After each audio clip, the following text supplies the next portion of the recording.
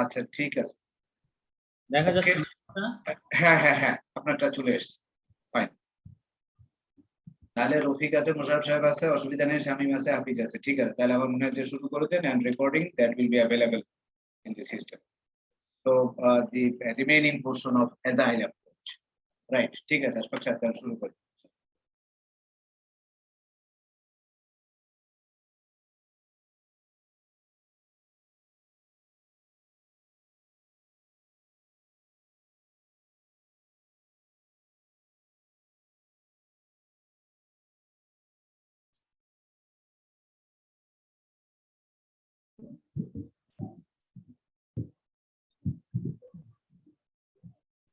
শোনা যাচ্ছে এখন?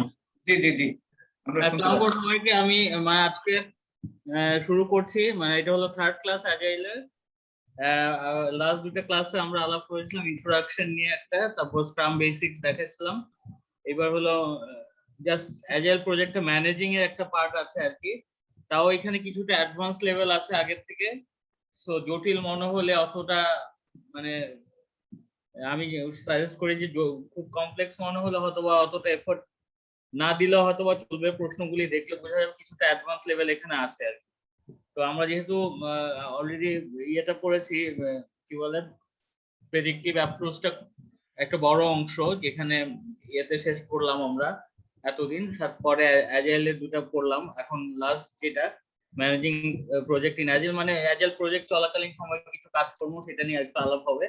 তো মোটামুটি এগুলি জানা গেলেই আমাদের জন্য যথেষ্ট আর কি, এবং সাথে কোশ্চেন সলভ করলে রিলেটেড আমার মনে হয় খুব হেল্পফুল হবে।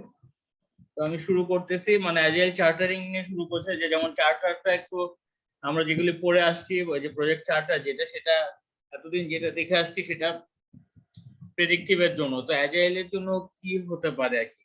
তো অ্যাজাইল চার্টার শুরুতেই বলছে যে agile charter is a flexible document, সবসময় ফ্লেক্সিবিলিটি, চেঞ্জেস এগুলি সবসময় সব জায়গাতে থাকবে অ্যাজাইল। হ্যাঁ, থাকলে পরে যেটা সুবিধা হবে, এই শব্দগুলিতেই কিন্তু প্রশ্নের উত্তর চলে আসবে। তো flexible document that acknowledge the scope may change, এই জিনিসটা আগেই বলে দিচ্ছে যে স্কোপ চেঞ্জ হতে পারে অ্যাজাইলের। যে চার্টারিং এ ব্রড চার্টার তো আমরা জানি যে একটা ব্রড আকারে, যা ব্রড লেভেলে কিংবা হাই লেভেলের কিছু জিনিস থাকে চার্টারিং এ, এমন না যে খুব স্পেসিফিকলি বলা থাকে যে এই একদম গ্র্যানুয়াল লেভেলে যায় না, ওইটা ব্রড আকারে বলা থাকে, ওই ব্রড আকারে পার্টেই বলা থাকবে যে স্কোপ মে চেঞ্জ। তো focus on the goals envisioned of the project rather than trying to fully specify the scope. হ্যাঁ, ওই একই কথা যে আমরা একটা কিছু স্কোপ ওপেন রেখে দিব আর কি, যে ইটস নট লাইক দ্যাট প্রথমত আমি সব পুরাটা জিনিস পাচ্ছি না, পুরো নলেজ আমার নেই, পুরা ইনফরমেশন নেই। তো সেই কারণে গোলসটা একটু ওপেন থাকার কথা বলা আছে। তো এখন ডেভেলপিং এর চার্টারে কি বলা হয়েছে, an agile charter will typically answer subset of the following questions আর কি। হ্যাঁ, এই কোশ্চেন গুলি who এর কোশ্চেন, w এর কোশ্চেন গুলি who and h, যে h এর কোশ্চেন দিয়ে বলছে যে এই কোশ্চেন গুলি উত্তর দিতে হবে। আমি যখন অ্যাজাইল চার্টার করছি, তো হু উইল বি এঙ্গেজ, প্রথমে হলো কারা কারা এঙ্গেজ থাকবে। জেনারেলি অ্যাজাইল টিমের কথা একটা বড় কিছু বলা হয়েছে, যে অ্যাজাইল রোলের কথা বলছি আমরা, যে তিনটা রোল থাকে, স্ক্রাম মাস্টার থেকে product owner first of all, then development team, and then the scrum master. So এই যে একটা টিম এবং আরো স্টেক হোল্ডার যে তারা থাকবে, সেটা প্রথমে ঠিক করতে will be engage. What is the project all about, আমার প্রজেক্টটা কিসের কারণ, সেটাও থাকতেই হবে হাই লেভেলে। আর high level description of the project vision, mission, goals and objectives, এটা আমরা নর্মাল চার্টারেও করি। ওয়্যার উইল ইট অকার, কোথায় হবে এবং ওই জিনিসগুলি বলতে হবে। when will it start and end এর আমরা সবসময় বলছি স্কোপ মাইট চেঞ্জ, কিন্তু শিডিউল বাজেট কিন্তু কস্ট কিন্তু চেঞ্জ হবে না, ওইটা হলো ফিক্স থাকবে। So scope might change within that schedule and cost. So এখানে আমরা বলবো কিন্তু কখন স্টার্ট হবে, কখন এন্ড হবে। why is it being undertaken, প্রজেক্টটা কেন নেওয়া হয়েছে, সেটা বিজনেস রেশনাল। আমরা সবসময় ভ্যালু ড্রিভেন ডেলিভারির কথা বলছি আজকে। সো এই ভ্যালু ড্রিভেন ডেলিভারি আসলে মেইন আসছে কিন্তু বিজনেস রেশনাল থেকে, যেটা হলো আমরা বিভিন্ন অ্যানালাইসিস করি, যেগুলি হলো ফাইন্যান্সিয়াল অ্যানালাইসিস যখন আমরা বিজনেস কেস নিয়ে ডিল করি, তখন হচ্ছে এনপিভি, আইআরআর, এই জিনিসগুলো কিন্তু আমরা ফিজিবল হইলেই আমরা প্রজেক্টটাকে নিই, যে কোনো ক্ষেত্রে either in terms of profitability or in terms of value.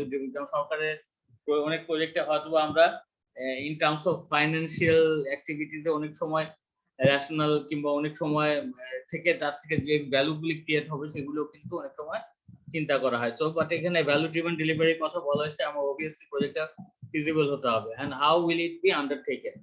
তো এটা হলো a description of approach that is particularly important if agile methods are new to the organization.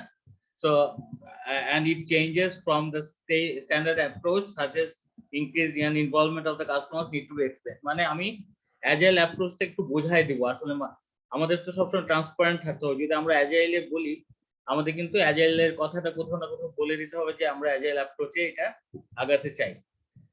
তো এটা গেল ওখানে। So agile chartering. Ashfaq, kindly আপনি যেটা বলেন যে বলে দিতে হবে, এটা কি ডকুমেন্টের মধ্যে উল্লেখ করতে হবে যে অ্যাজাইল? হ্যাঁ, মানে এটা বলে দিতে বলা হয়েছে আর কি, বেস্ট প্র্যাকটিস আর কি। বললে পরে সবার সাথে ওপেন থাকলো জিনিসটা অ্যাজাইলে হবে, এবং অ্যাজাইলে তো আসলে স্কোপে চেঞ্জ হতে পারে, যাতে এটা বোথ পার্টির মাইন্ডসেটটা ঠিক থাকে আর কি। হ্যাঁ, এইটা কি প্রজেক্ট চার্টারের মধ্যেই বলতে হবে? হ্যাঁ, প্রজেক্ট চার্টারে। জি, চার্টারে। আচ্ছা, ঠিক আছে, ওকে। আমি আগে সেদিন আলাপ করছিলাম যে ভ্যালু ড্রিভেন ডেলিভারি নিয়ে, অ্যাজাইলের ভ্যালু প্রপোজিশন। সেটা হলো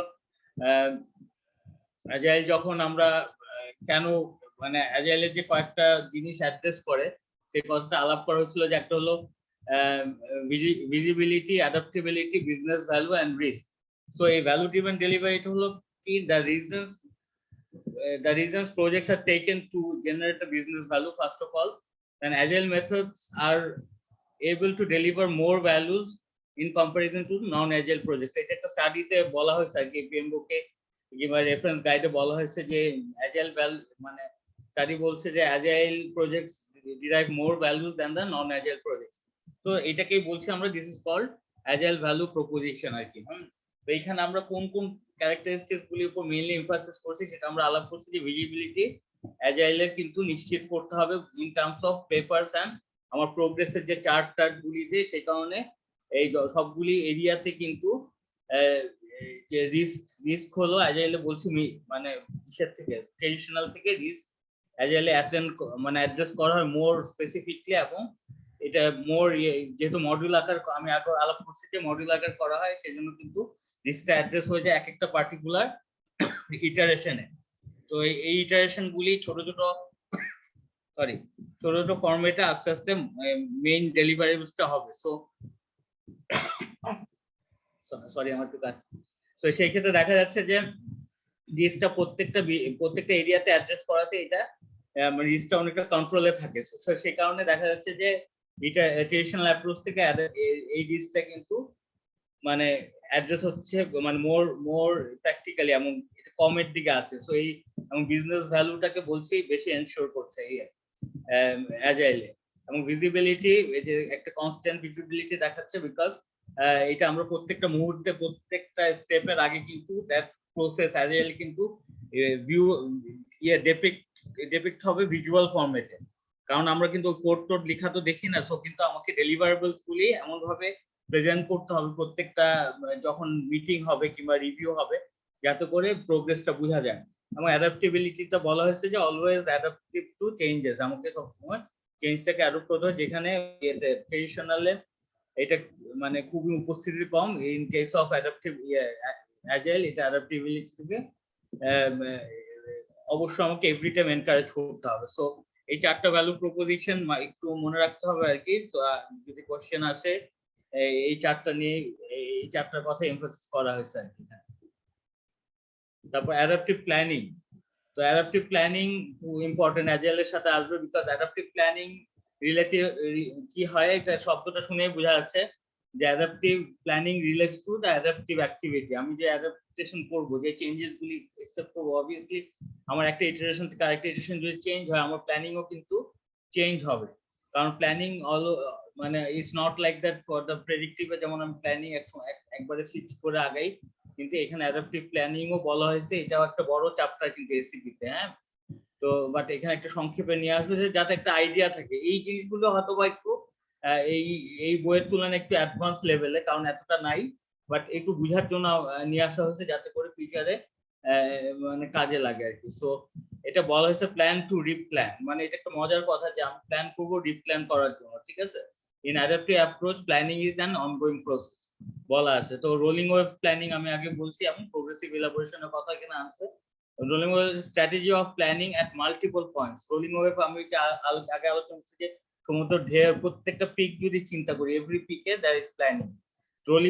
রোলিং ওয়েভটা মোর অফ মানে অ্যাডাপ্টিভ অ্যাপ্রোচের জন্য ইন্টিগ্রেটেড ভাবে জড়িত, যে এভরি টাইম এভরি পিকে আমি প্ল্যানিং করছি, কাজ করছি। হ্যাঁ, তো প্রোগ্রেসিভ এলাবোরেশনে আগে আলাপ হয়েছে যে নিয়ার ফিউচারে একটা করব, মানে কারেন্টলি কি করব এক বছরের নেক্সট অথবা কারেন্ট ফিউচারে কি করব, এবং ফার ফিউচারে আমি কি করব, ওরকম একটা প্ল্যানিং ইলাবোরেশন করাকে মোর অফ এখানে বলছে how we implement those rolling wave planning approach. হ্যাঁ, but progressive elaboration more of কিন্তু আমি আগে যেটা আলাপ করছি এটা ইসের মধ্যে অ্যাপ্লিকেবল হয় বেশি, যে আমাদের যে প্রেডিক্টিভ অ্যাপ্রোচে, but rolling wave planning integrate মানে অ্যাডাপটিভ প্ল্যানিং এর প্রত্যেকটা মানে এভরি ওয়েভ পিকের কিন্তু কিংবা সমুদ্রের ঢেউর যদি পিকটা চিন্তা করি, সেই পিকে কিন্তু মাল্টিপল এই প্ল্যানিংটা করতে হবে, শর্ট প্ল্যানিং করতে হবে এবং এক্সিকিউশন করতে হবে।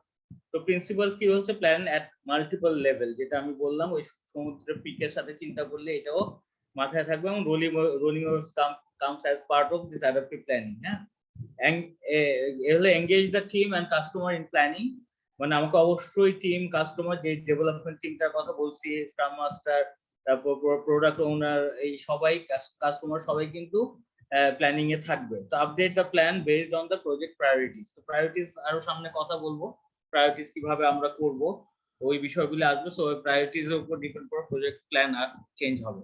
তো সামনে প্রায়োরিটিসটা পড়লে এটা আরেকটু ক্লিয়ার হবে। তো এই অ্যাজাইল ভার্সেস নন অ্যাজাইল প্ল্যানের একটা এই যে এই ছবিটার মাধ্যমে একটা জাস্ট কেমন হিজিবিজি করে দেখা মানে বোঝানো হয়েছে যে ইটারেশনে কতবার করে চেঞ্জ হয়, এটা জাস্ট বোঝার জন্য এটা আসছে।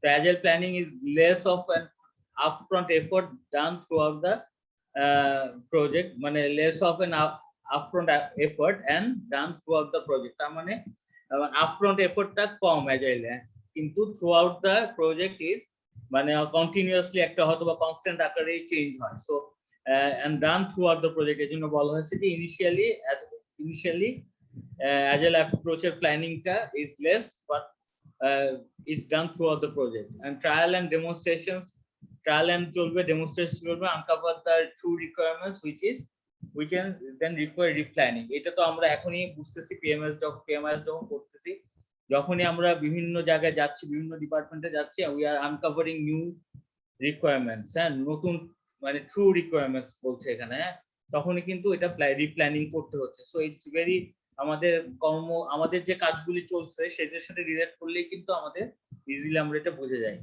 তো ইটারেশন যতবার হবে আমি কিন্তু every iteration we can have a plan, ঠিক আছে। সো অ্যাজাইল এস্টিমেশনটা কি, যে আমরা যে আগে এস্টিমেশন করে আসছি কস্টে, তারপরে বিভিন্ন জায়গায়, তারপর আমরা যে আর্ন ভ্যালু ওইসব জায়গায় একটা এস্টিমেশন ছিল আমাদের, যে কখন আর্ন ভ্যালু অ্যানালাইসিস কি মানে সিপিআই এসপিআই বিভিন্ন। তো এইখানে একটা এস্টিমেশন আছে, মানে একটু ডিফারেন্ট টাইপের। এখানে স্টোরি পয়েন্ট দিয়ে এস্টিমেশন করা হয়। প্রত্যেকটা যখন আমি আইটেম নিচ্ছি ব্যাকলগস থেকে, ওই আইটেমস একটা তো স্টোরি পয়েন্ট দেওয়া হয়, এবং ওই স্টোরি পয়েন্টটা সাম করলে টোটাল ব্যাকলগস এর স্টোরি পয়েন্ট করা হয়, এবং ওই স্টোরি পয়েন্টের উপর বেস করে আমরা আর্ন ভ্যালু অ্যানালাইসিসটা করতে হবে, এবং ওখান থেকে আমরা সিপিআই এসপিআই পাবো। এবং এই পুরো জিনিসটা কি আমি একটু মানে এটাও আপনাদের জন্য একটা অ্যাডভান্স, বাট আমি একটু ক্লিয়ার করে দিলে মানে একবার মনে হয়তো পড়ে ফেললে আর সবসময় মনে থাকবে।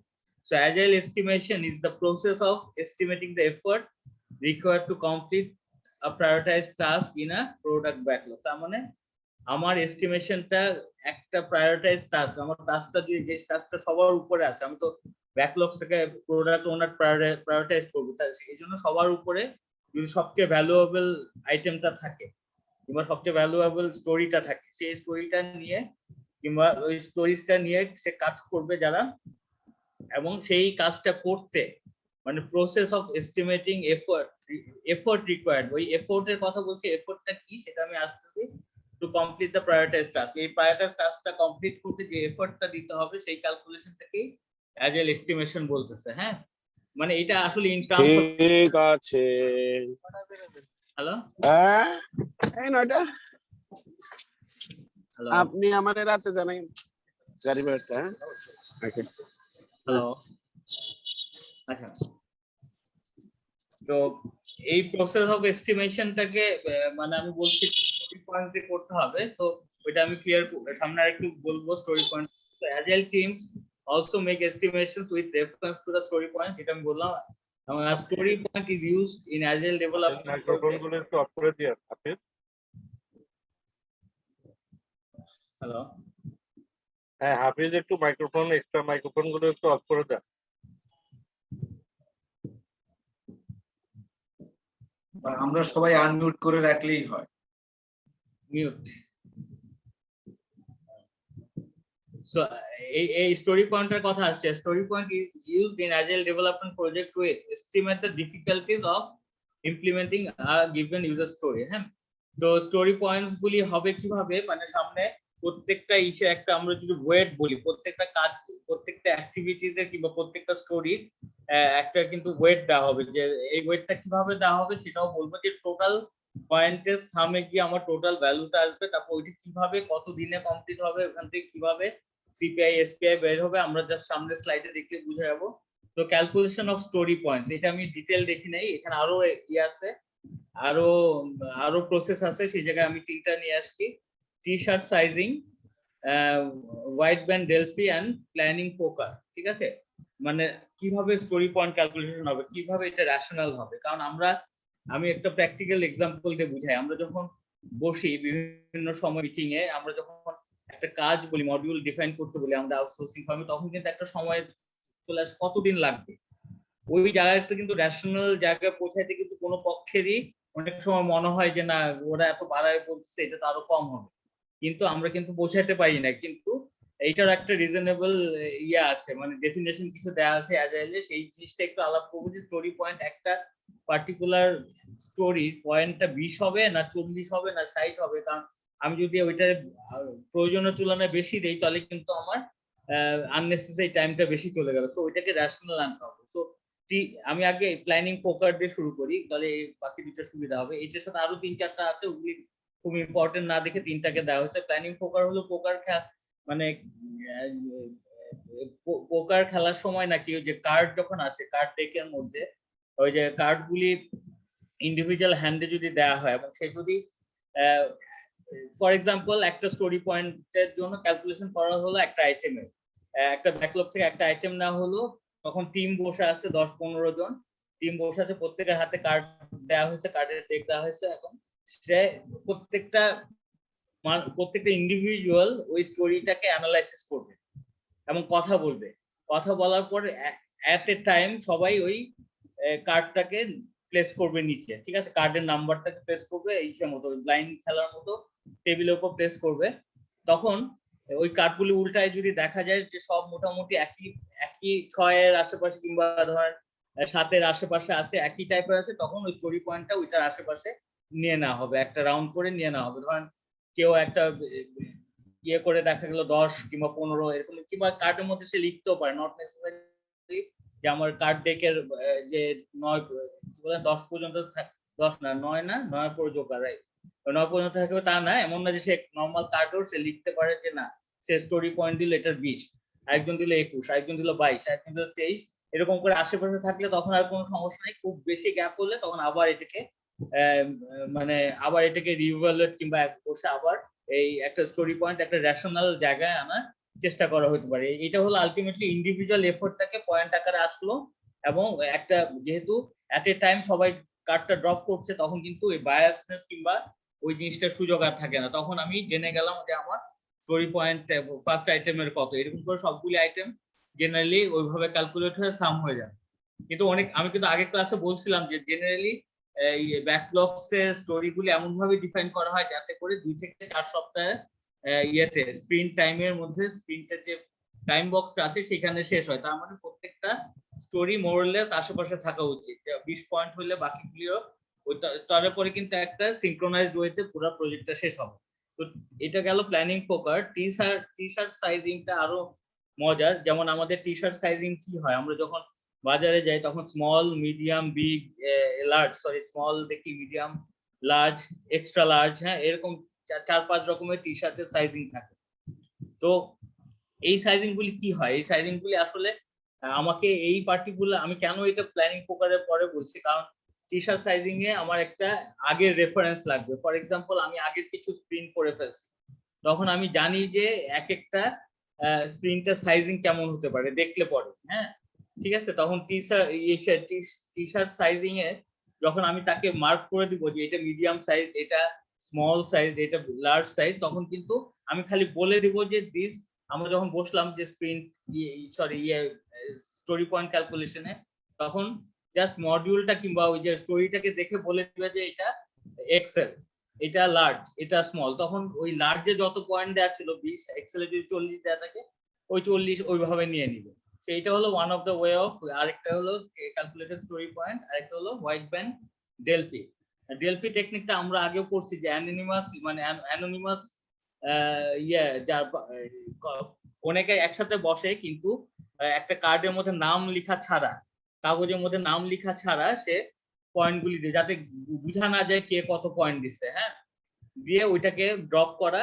মানে অবশ্যই সবার প্রথম আলাপ করে নেবে পুরো সব ক্ষেত্রেই রিকোয়ারমেন্টসটা কি কি আউটপুট হবে, পুরো বিষয়টা এর মধ্যে কত, কিভাবে ফাংশনস, ফিচার্স কি হবে, সব আলাপ করার পরেই স্টোরি সাইজটা ডিটারমাইন হবে। তো হোয়াইট ব্যান্ড ডেলফির মধ্যে এরকম যে ব্লাইন্ডলি না, নাম প্রকাশ ছাড়া যারা বসবে মিটিং এ একটা কাগজে সে পয়েন্ট দিয়ে একসাথে মিশাই দিবে, হ্যাঁ। তখন যদি দেখে যে অনেক বেশি ভ্যারি করছে, এগেইন সেম থিং, ওরা আবার বসবে, বাট রেশনাল হলে they will take the story points নিয়ে, যাতে করে একটা রেশনাল কনক্লুশনের দিকে আসা যায় এই প্রজেক্টটা শেষ হতে কত সময় লাগতে পারে কিংবা কতগুলি স্টোরি পয়েন্টস হতে পারে, সামারি হলো সেটা। তো এখানে একটা ম্যাথস এর কথা বলছি আমরা, নরমাল ক্যালকুলেটিং কমপ্লিশন টাইম। এই জাস্ট আমার আলোচনায় হয়তো বুঝতে পারছেন যে স্টোরি পয়েন্টসটা কেন ইম্পর্টেন্ট। যে ছোট, the team's velocity has been 20 story points per iteration। এই ভেলোসিটিটা এগেইন একটা টার্ম, ভেলোসিটি আমরা সামনে ডেফিনিশনটা পড়ব, বাট এটা দেখেই বুঝতে পারতেছি যে capacity of doing completing the points per iteration is the velocity, হ্যাঁ। আমি যদি উল্টা এটাকে লিখি, তার মানে একটা টিম একটা ইটারেশনে কতগুলি স্টোরি পয়েন্টস কমপ্লিট করতে পারবে, সেটা হলো ভেলোসিটি, হ্যাঁ, সেটা হলো ভেলোসিটি ডেফিনিশন। এটা এই জিনিসটা মনে রাখতে হবে, কিছু কিছু কিওয়ার্ডস মনে রাখতে হবে, এবং এগুলি মনে রাখলে আমার মোটামুটি অ্যাজাইল করা হয়ে যাবে। দ্য টিমস ভেলোসিটি এখন এখানে বলেছে has been 20 story points per iteration, মানে পার ইটারেশনে সে 20 স্টোরি পয়েন্টস কমপ্লিট করতে পারে। There are 200 points left. Each iteration is 2 weeks. So how many weeks left in the project? So এটা কি কেউ মানে ইজি ক্যালকুলেশন, কেউ যদি একটু হেল্প করতে পারেন, মানে বলতে পারেন মানে কিভাবে হবে আসলে ক্যালকুলেশন, যে কত উইকস আর কত উইকসে প্রজেক্টটা শেষ হবে? তো 20 সপ্তাহ লাগবে। হ্যাঁ, রাউন্ড, কারণ 20 পয়েন্ট পার ইটারেশন, তো তার মানে 20 পয়েন্টস 20 পয়েন্টসে 10 ইটারেশন, তাই না? তো মানে 10 ইটারেশনে 2 উইকস পার ইটারেশন 20 এক্স্যাক্টলি, হ্যাঁ। তো 20 উইকস লাগবে। তো মোটামুটি তাহলে আমার মনে হচ্ছে ক্লিয়ার, যেহেতু মানে কোশ্চেনটা আনসারটা তো শার্প চলে আসছে। সো আমি thank you for the answer. মানে এইভাবে স্টোরি পয়েন্টসটা আসে। তো প্রোডাক্ট রোড ম্যাপ, হ্যাঁ, তো এটা হলো ভিজুয়াল ডিপিকশন, আর কিছু নাই, এত জটিল এত ইজিতে আমরা যাব না, জাস্ট আমরা একটু দেখে নিব এটা এক্স্যাক্টলি তাই। মানে product features, backbone, working scale, এটা একটা জাস্ট প্রজেক্ট ডিজাইনের একটা পার্টের মধ্যে ফার্স্ট রিলিজ কখন দিব, সেকেন্ড রিলিজ কখন দিব, তাহলে এরকম একটা ডিজাইন থাকতে পারে। বাট এটা নিয়ে এখন চিন্তা করার দরকার নেই, এইসব লেভেলে আসবে না, হ্যাঁ। মানে এটা জাস্ট একটা, ইট কুড বি অন্যরকমও হতে পারে, যেমন আমাদের product design map road map একরকম হতে পারে, অন্য জন্য হতে পারে। সো এটা একটা এক্সাম্পল, আপনারা একটু দেখে নিন। ইটারেশন প্ল্যানিং ও সেম, জাস্ট এটা ইউজার স্টোরি টেস্ট, প্রত্যেকটা ইউজার স্টোরি কিভাবে টেস্ট করে কমপ্লিট সাইকেল কমপ্লিট করব, হ্যাঁ। এটা বলা আছে যে স্টোরির কিন্তু নাম্বার হবে, একটা স্টোরির প্রায়োরিটি হবে। হ্যাঁ, সো ইউজার স্টোরি এই যে বলছে as a customer I want to search for the product, কি কি হতে পারে স্টোরি নমুনা আর কি, সেই স্যাম্পল সেটা বলছে এখানে। As a story I want to search for product so that I can buy them. হ্যাঁ, এটা একটা story. As a customer I want to add product, মানে সার্চ, আমি যদি বাংলা ভাষায় বলি, শর্টে বলি সার্চ প্রোডাক্ট, অ্যাড প্রোডাক্ট। আর সিএফও কি করতে পারে, I want to complete an order so that I receive payment, পেমেন্টের কথা বলছে। তো তিনটা ছোট ছোট ফিচার, তিনটা স্টোরিজের কথা বলছে এখানে। তার মানে এটা কিন্তু এক্সাম্পল, ডিফারেন্ট ক্ষেত্রে ডিফারেন্ট হতে পারে। স্টোরি কিন্তু একটা ইয়ে দিয়েছে, কি বলে, রেফারেন্স নাম্বার এবং প্রায়োরিটি 1 2 3, এবং সেই অনুযায়ী কিন্তু স্টোরিগুলি ইয়ে হবে, টেস্ট হবে। তারপরে break the stories into task, যেটা টাস্কের কথা বলছে, এবং এইগুলি কমপ্লিশন করতে হবে। এই টোটাল ইটারেশন প্ল্যানিংটা এইভাবে আগাচ্ছে আর কি। Discuss the stories in backlogs, প্রথমে ডিসকাস করতে হবে, select the stories for iteration, ওই ব্যাকলগস থেকে স্টোরিজ নিতে হবে ইটারেশনের জন্য। আগে আমরা আলাপ করেছি এটা লাস্ট ক্লাসে, আমি আবার বলছি। Define acceptance criteria and write acceptance test for the stories, test cases বলা হয়েছে এখানে ওই particular story. Break the stories into task, তারপর আমাকে স্প্রিন্টের একটা ব্যাকলগস করতে হয়, সেখানে আমি টাস্ক করে নিচ্ছি। Estimate the task idle time, then assign schedule them real time. So এইভাবে আমি এই ইটারেশন প্ল্যানিংটা করব, যেটা স্প্রিন্ট, আমি প্রত্যেকটা স্প্রিন্টের আগে একটা স্প্রিন্ট প্ল্যানিং এর কথা বলা হয়েছে। ইটস এক্স্যাক্টলি সেম, এই স্প্রিন্ট প্ল্যানিং এ বসে আমরা এই প্ল্যানিং, এরকম একটা প্ল্যানিং করতে পারি। তো monitoring project progress, monitoring project প্রোগ্রেসের কথা বলা হয়েছে। আমরা কিভাবে মনিটরিং কথা বলবো? জেনারেলি প্রোডাক্ট ওনার যে is responsible to monitor the progress of the project. এটার ক্ষেত্রে আমরা আর কি, যেমন মোশারফ ভাই রেগুলার বসেন, আমিও থাকি মোশারফ ভাইয়ের সাথে। তো এই যে আমরা যখন পিএমএস টা মনিটর করছি, প্রোডাক্ট ওনারের পার্ট কিন্তু এটা basically. So should be done at least once per sprint review, sprint রিভিউতে অ্যাট লিস্ট একবার করে করতে হবে। ফোরকাস্ট দ্য কমপ্লিশন ডেট, এটার উপর বেস করে ডেট এন্ড কমপ্লিশন, মানে কমপ্লিশন অফ প্রজেক্ট ফোরকাস্ট করতে হবে। All stakeholder should have access to the information ট্রান্সপারেন্সির কথা আগেও বলা হয়েছে, এবং এইসব ইনফরমেশন সবার কাছে ওপেন থাকবে। তো বার্ন ডাউন চার্ট, কয়েকটা জিনিস পাবো আমরা। বার্ন ডাউন চার্ট পাবো, বার্ন আপ চার্ট পাবো। বার্ন ডাউন চার্ট হলো ট্র্যাক, যেহেতু আমরা স্টোরি পয়েন্টস নিয়ে ক্যালকুলেশন করতেছি, মানে ইন্টারেস্টিং, কিন্তু আমরা স্টোরি পয়েন্টসটা বুঝতে পারলে বাকিগুলি কিন্তু বুঝতে পারবো।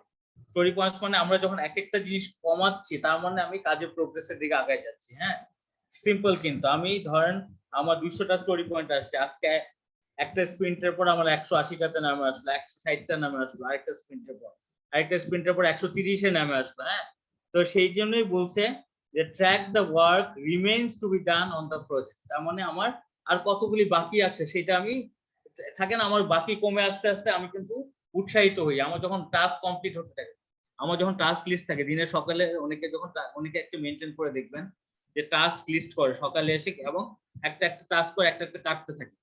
যখন কাটতে থাকে 7টার মধ্যে 3টা 4টা কাটা হয়ে গেল, তখন কিন্তু সে আর উৎসাহ পায় যে আমার আর মাত্র 3টা বাকি আছে। তো দিনের টাস্ক লিস্টে কিন্তু সে জাস্ট একটা স্ট্রাইক থ্রু দিলেই দেখা যায় যে মেন্টালি কিন্তু অনেকটা সে রিলিফ হয় যে আমার একটা কাজ হয়ে গেছে, 5 নাম্বার কাজ হয়ে গেছে, 6 নাম্বার। এক্স্যাক্টলি বার্ন ডাউন চার্টটা তাই। আমি ট্র্যাক করব যে রিমেইনিং কাজ। So track the work that remains to be done in the project. তার মানে এই যে প্রত্যেকটা স্টোরি পয়েন্টে ইটারেশনের কথা বলছে, আস্তে আস্তে নেমে আসছে আর কি।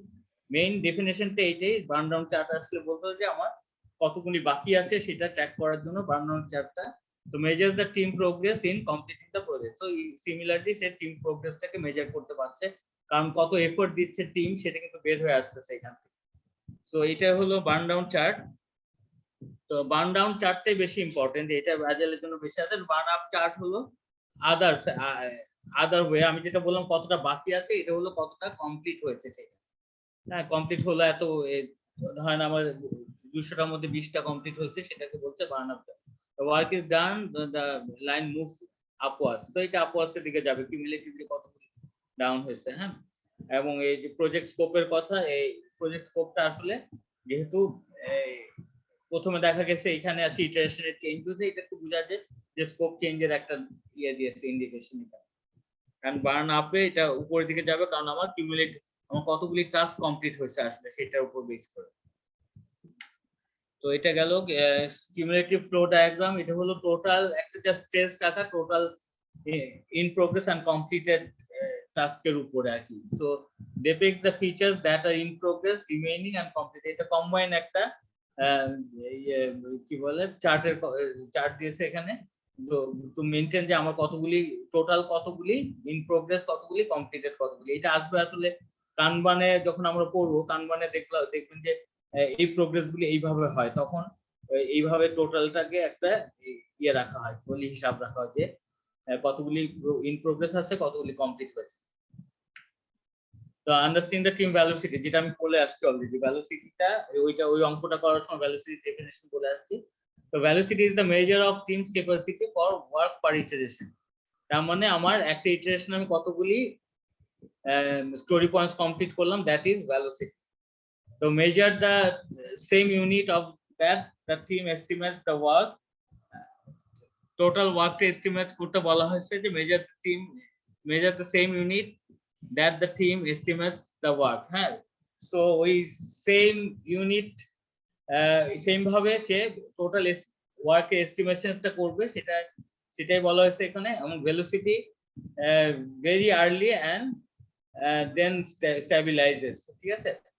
So velocity very early means হলো যে আমার হয়তোবা ভেলোসিটি এমন হতে পারে যে শুরুর দিকে চেঞ্জেস হতে পারে, যে ভ্যারি করতে পারে, লাইক যে টোটাল কাজের যে এস্টিমেশনটা ইট কুড বি মানে not proper in the beginning, যে আমার 20টার কথা বলা হয়েছে, অথবা দেখা যাচ্ছে এক ইটারেশনে 20টা কিংবা 22টা মানে ভ্যারি করছে, বাট আস্তে আস্তে এটা স্টেবিলাইজ হয়ে যাওয়ার কথাই বলা হয়েছে। যে যখন ইটারেশন, কারণ আমি আগে বলছি যে ইটারেশনে মোরলেস আমি আমার যে ইয়েগুলি মডিউলগুলি কিংবা আমি যে স্টোরিজগুলি চিন্তা করব, মোরলেস কিন্তু পাশাপাশি সাইজে থাকতেই বলা হয়েছে, যে 2 থেকে 4 সপ্তাহে ইটারেশনে কমপ্লিট হয়। তো এটা কখনো 2 সপ্তাহ হতে পারে, 3 সপ্তাহ হতে পারে, ওর উপর ভ্যালোসিটির উপর বেস করে। মানে আমি ভ্যালোসিটি তো হলো ইউনিটের কথা বলছি, তার মানে এটা ভ্যারি হতে পারে শুরু থেকে, দেন ইট স্টেবিলাইজেস, এরকম একটা ইন্ডিকেশন দেওয়া হয়েছে আর কি। সো ইভিএম যে earn value, EVM in agile. So earn value rule যেটা আছে, যে 5 ইভিএম রুলস হলো আর্ন ভ্যালু মনিটরিং। আসলে মানে এটা ইভিএমটা EVO earn value is the first বলা হয়েছে, variance means the subtract, index means the division, less than 1 is, যেটা আমরা আগে পড়ে আসছি আর্ন ভ্যালু অ্যানালাইসিসে, যে less than 1 is bad in index. আমার যদি 1 এর থেকে কমে হয়, তখন আমার যদি সিপিআই কিংবা এসপিআই এগুলি যখন 1 এর থেকে কমছে, তখন কিন্তু আমরা ব্যাড বলছি, কারণ তখন আর্ন ভ্যালুটা কমে যাচ্ছে। হ্যাঁ, নেগেটিভ ইজ ব্যাড, তখন আমার 1 এর থেকে কম, সেটা আসলে নেগেটিভ। ভ্যারিয়েন্সে হলো নেগেটিভ, আর ইন্ডেক্সে হলো 1 এর থেকে কম। 1 এর থেকে কম যখন ইন্ডেক্সে, মানে এটা ভাগ দিয়ে হয়, আর ভ্যারিয়েন্সে মাইনাস। হ্যাঁ, সো ইন্ডেক্স মিনস ডিভিশন, যেটা বলা হয়েছে সিপিআই এসপিআই যখন করি, এটা মনে রাখার জন্য। তো ভ্যারিয়েন্স মিনস সাবট্রাক্ট, যেটা আমরা পড়েছি না, যে cost variance equal to earn value minus actual cost. হ্যাঁ, তার মানে ভ্যারিয়েন্স ইজ মাইনাস, ভ্যারিয়েন্স যখন বলছি, আর ইন্ডেক্স যখন বলছি তখন ডিভিশন। যে আমরা যখন সিপিআই বলছি তখন earn value by actual cost, EV by AC বলছি, তো এটাকে ডিভিশন বলছি। So less than 1 is bad in an index, যেটা হলো আমরা যখন 1 এর থেকে কম, তার মানে এটা আমার আর্ন ভ্যালুটা আসলে আমি যা হওয়ার কথা ছিল এই সময়, আর্ন ভ্যালুটা আমার তা হয় নাই, মানে 1 এর থেকে কম is bad, negative is bad in a variance. So এটা মনে রাখলে আমার আর্ন ভ্যালু অ্যানালাইসিসটা একটু মনে থাকবে আর কি, যে আমার কিন্তু অঙ্ক আসে না ওইভাবে, কিন্তু ইয়েগুলি আসে, ডেরিভেশন গুলি, ডেপিকশন গুলি আসে, কিন্তু যে এটা কি ইন্ডিকেট করছে, যে একটা পার্টিকুলার অ্যানালাইসিস করে দেখা গেছে সিপিআই 0.78 কিংবা এসপিআই 0.89, এখন এটা কি মানে কস্ট ওভাররান, এই টাইপের কোশ্চেন গুলো আসবেই, জাস্ট কনক্লুশনটা বলার জন্য। ঠিক আছে, ক্যালকুলেশনটা এখন হার্ডলি আসে আর কি, সবাই যারা এক্সাম দিচ্ছে বলছে যে ম্যাথসটা আসে। তো এইখানে একটা কমপ্লেক্স একটা চার্ট আছে, এই চার্টটা একটু দেখলেই বোঝা যাবে যে কি আছে, যে অ্যাকচুয়াল কস্টটা কি, প্ল্যান ভ্যালুটা, এই বিভিন্নটা বলা হয়েছে। হ্যাঁ, তো এইটা তো আমরা আগে পড়ে আসছি, কিন্তু এটার ক্ষেত্রে একটু ডিফারেন্ট, যে স্টোরি পয়েন্ট দিয়ে। ঠিক আছে, স্টোরি, এই যে আর্ন ভ্যালু হলো দ্য ভ্যালু আর্ন। আমি আগেই বলছি যে কোনো জিনিস অ্যাপল টু অ্যাপল কম্পেয়ার করতে হয়। আমি একটা কাজ কমপ্লিট করছি, কিন্তু কাজ করছি এতদিনে, কিন্তু ওইটা যদি আর্ন ভ্যালুটা না বাইর করি, ওটা ডলার ভ্যালুটা বাইর করলে আমি আরেকটা ডলার ভ্যালুর সাথে কম্পেয়ার করতে পারবো যে আমার যে অ্যাকচুয়াল কস্ট হয়ে থাকে $300, আমি যদি আর্ন ভ্যালু ওই সময় বের করতে পারি 6, মানে আমার আর্ন ভ্যালুটা ওই সময় যদি 600 হয়ে থাকে, আমাকে তো ভ্যালুটা বাইর করতে হবে কাজের পার্সেন্টেজ দিয়ে, কারণ আমার 10% কাজ শেষ হচ্ছে, 10% এর ভ্যালু কত আসবে, 10% ভ্যালু যদি 400 হয়ে থাকে 300 থেকে, তখন কিন্তু আমি আর্ন ভ্যালুটা আগাই গেলাম, তার মানে আমার ভ্যারিয়েন্স পজিটিভ থাকবে 400 মাইনাস 300 100। সো ওইটা আমি আগেরটার পার্সপেক্টিভে বললাম, এখন আমি শেয়ার পয়েন্ট স্টোরি পয়েন্টস এর পার্সপেক্টিভে যদি বলি তখন কি হবে, তখন সিম্পল ভাবে এখানে কি বলছি আমরা, story point can use story points instead of dollars. হ্যাঁ, আমি সিম্পল কিন্তু ডলার্সটা আমি আগে বললাম এই কারণে যাতে স্টোরি পয়েন্টসটা বুঝতে পারি। So plan to complete 30 story points, মানে একটা হলো আমি 30 মানে প্ল্যান হলো 30টা স্টোরি পয়েন্টস কমপ্লিট করা, সেই জায়গায় কমপ্লিট হচ্ছে 20টা। হ্যাঁ, তার মানে এসপিআই এর আগে ফর্মুলা যদি জানি আমরা, EB by PB, earn value by plan value. So এখানে আর্ন ভ্যালু কমে গেছে, আর্ন ভ্যালু যখনই কমবে তখনই কিন্তু ক্ষতিকর, অর্থাৎ আমি যদি 30টার বেশি স্টোরি পয়েন্টস কমপ্লিট করতে পারতাম 40টা, তখন কিন্তু earn value for SPI more than 1 থাকতো, কিংবা আমি যদি 40 থেকে ভেরিয়েন্স বের করতাম 30 বিয়োগ দিতাম 10 থাকতো পজিটিভ, তার মানে positive and more than 1 is good, তার মানে এসপিআই বেটার থাকতো। সেই ক্ষেত্রে আমার স্টোরি পয়েন্টস ক্যালকুলেশন করে আমি বলে দিতাম যে আমার মানে অ্যাহেড অফ দ্য শিডিউল আর কি, ঠিক আছে। সেম ভাবে সিপিআই ক্যালকুলেশনের কথা বলা হয়েছে কত, তো সিপিআই ক্যালকুলেশন এক্স্যাক্টলি আমি এখান থেকে কিন্তু ডলার, মানে আমার যদি অ্যাকচুয়াল কস্ট এখানে কত বলা আছে,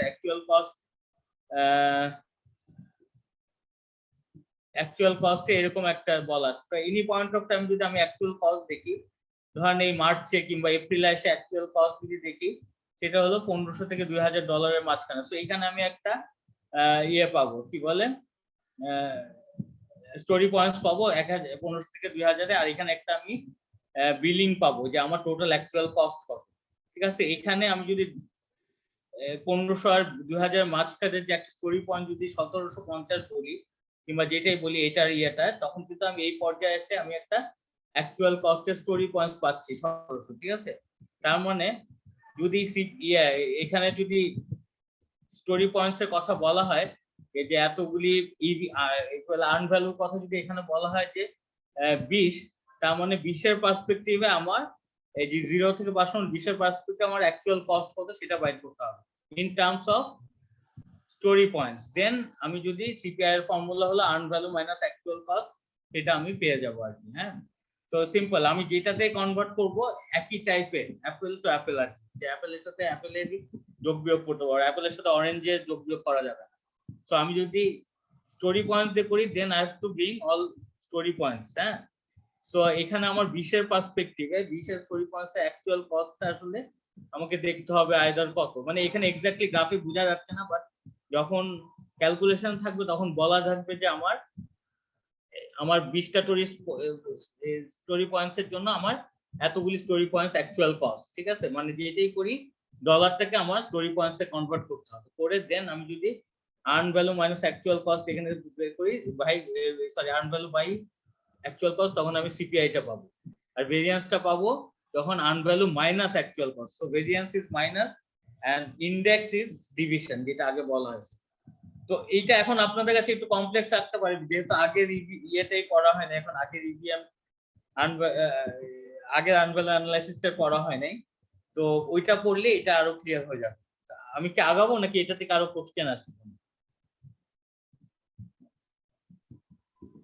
আশফাক, আমি শামীম বলছি। আশফাক, আপনার এখানে এসপিআই যেটা ছিল এটা লেস দেন 1 যেটা ছিল, এখন ইবি কি ওই সেম মিনিংটাই ইন্ডিকেট করবে, লেস দেন 1 ইবি আর্ন ভ্যালু?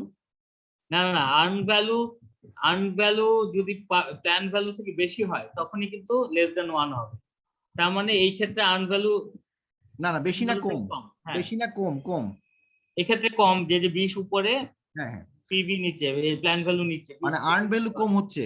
হ্যাঁ, আর্ন ভ্যালু কম হচ্ছে দেখে। আর একটা আগের স্লাইডে যদি দেখতে যান, ইবি যেটা ছিল, হ্যাঁ এইটা ইবি না আর নাই, একটাই স্লাইড দেখছিলাম এটা। আচ্ছা, না 5টা যেটা আপনার 5টা পয়েন্ট বললেন যে অ্যাজাইলের, যে ফার্স্ট হলো ইবি, তারপরে ভেরিয়েন্স, ইন্ডেক্স, হ্যাঁ তো এখানে যে ইন্ডেক্সটা অপোজিট মিন করছে, ইন্ডেক্স এবং এসপিআই দুটো অপোজিট মিনিং। স্যার একটা জিনিস একটা স্যার আমাকে একটু বলুন। Index less than one bad. আচ্ছা ঠিক আছে, আপনি কন্টিনিউ করেন, পরে আলাপ করবো। সরি স্যার আরেকবার একটু বলেন তো স্যার, একটু বেল। আপনার এখানে যে ইন্ডেক্স, ইন্ডেক্স যদি লেস দেন ওয়ান হয়, এটা আপনি এই স্লাইডে বলছেন ব্যাড।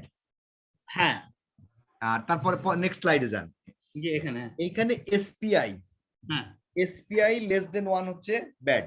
ব্যাড হ্যাঁ জি। আর এইখানে ইবি আর ওই আগের যে ইন্ডেক্স, এটা কি একই রকম কম্পেয়ার করতে পারি, ইন্ডেক্স এবং SPI?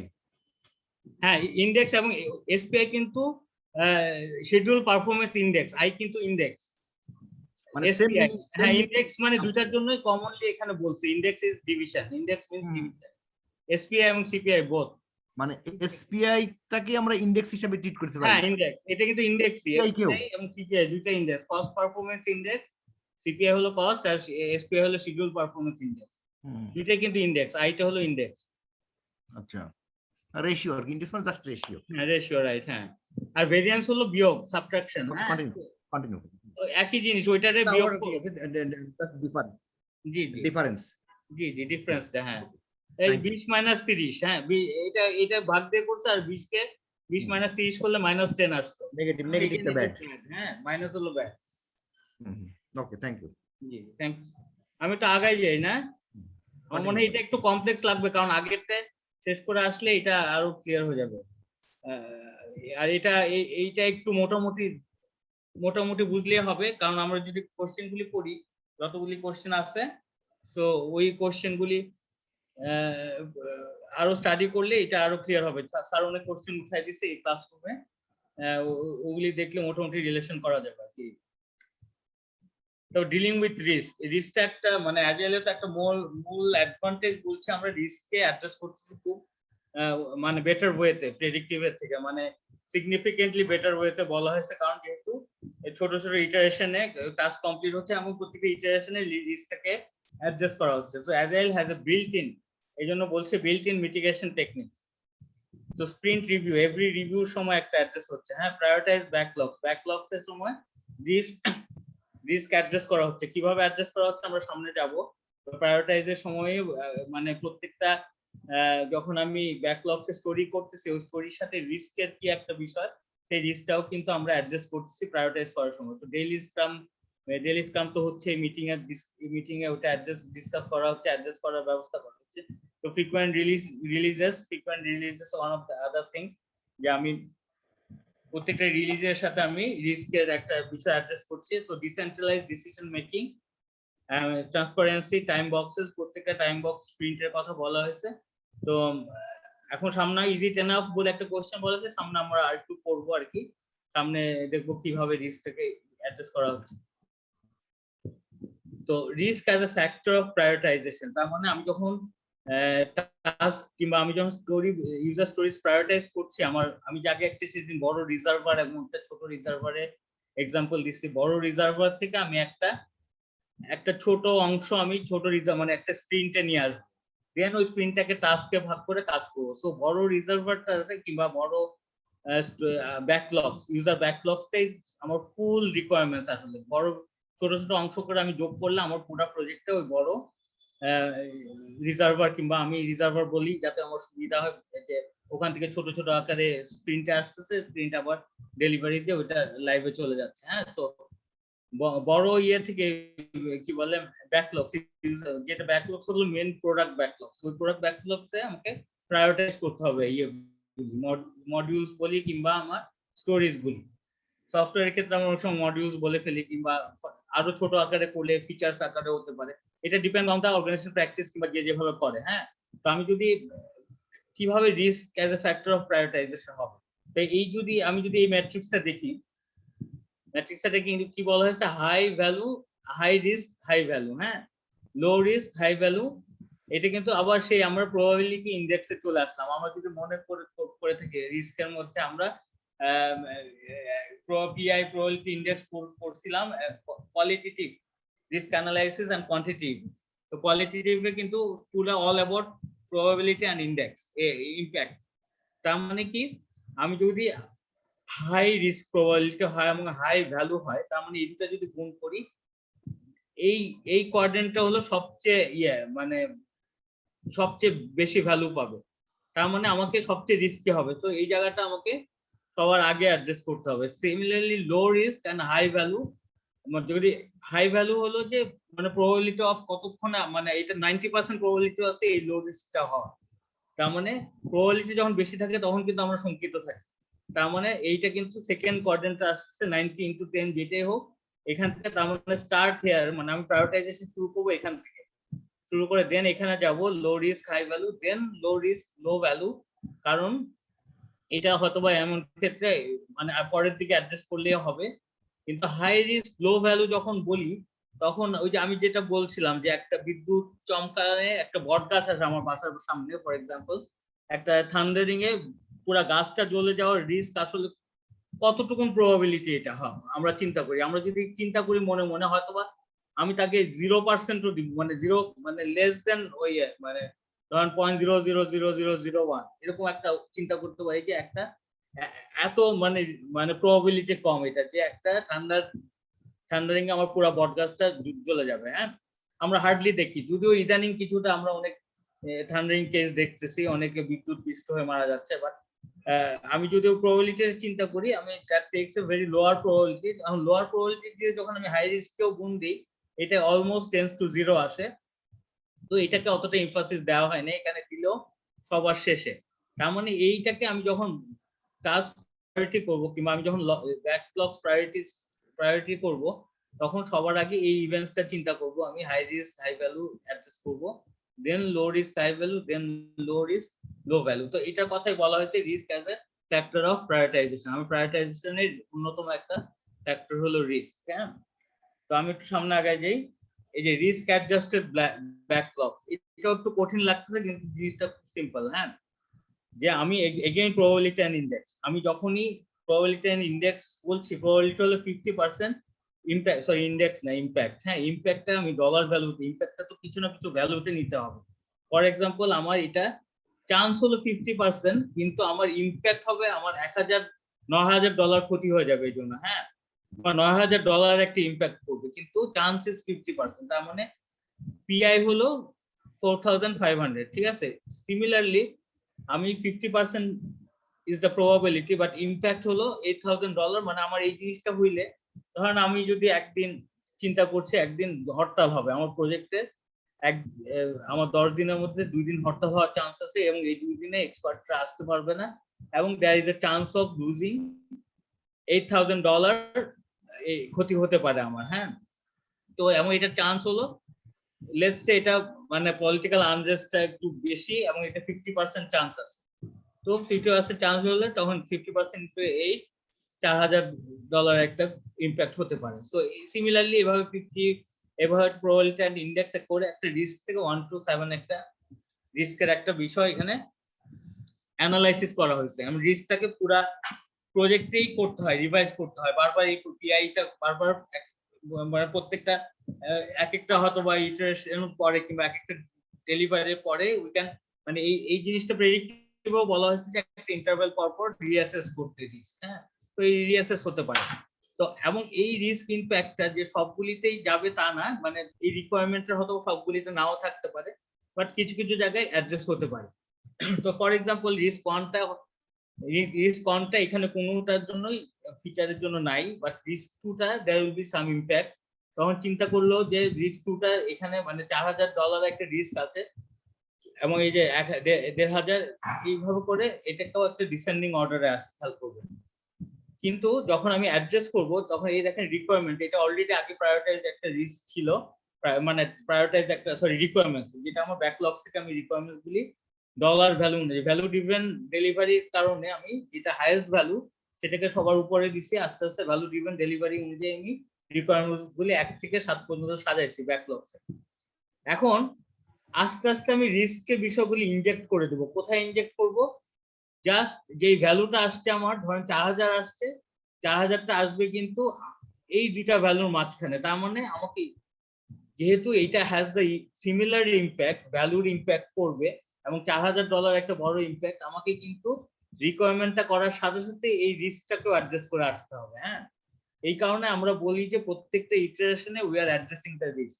That is the beauty of this মানে হোল ডিসকাশন। হ্যাঁ, যে আমরা কখন রিস্কটাকে অ্যাড্রেস করতেছি, এই রিস্কটাকে অ্যাড্রেস করতেছি এভরি ইটারেশনে এবং এভরি রিকোয়ারমেন্টস এর সাথে আমি সেট করে দিচ্ছি কিন্তু যে আমি কিন্তু এই 4000 রিস্ক অ্যাকশনটাকে নিচে নেই না যে পুরো আমার রিকোয়ারমেন্ট শেষ হওয়ার পরে করবো তা না, কিন্তু যেহেতু এটার ভ্যালু বেশি আমি কিন্তু ইকুয়ালি ট্রিট করবো রিকোয়ারমেন্টস এর পরেই আমি রিস্কটাকে অ্যাড্রেস করে ফেলছি। তো এইভাবে রিস্ক অ্যাডজাস্টেড ব্যাকলগ বলা হয়েছে যে আমি ব্যাকলগসটা প্রথমে করব ঠিকই আমার ইনিশিয়াল রিকোয়ারমেন্টস এর উপরে, কিন্তু আই উইল ইনজেক্ট দা আমার মানে রিস্ক অ্যাকশন আমি ইনজেক্ট করতে হবে আমাকে। হ্যাঁ, এবং ওই ভ্যালুটা সিমিলারিটি লেখে দেখেন এখানে কিন্তু 5000 থেকে শুরু করে সব ডিসেন্ডিং অর্ডার এই পর্যন্ত সবচেয়ে ভ্যালু ড্রিভেন ডেলিভারি সবচেয়ে উপরে। ইভেন এই রিস্কটা যদি 6000 হতো ক্যালকুলেশন করে তাহলে কিন্তু এটা উপরে চলে যাবে। ঠিক আছে, এই জায়গাটা কি বুঝাইতে পারছি মোটামুটি?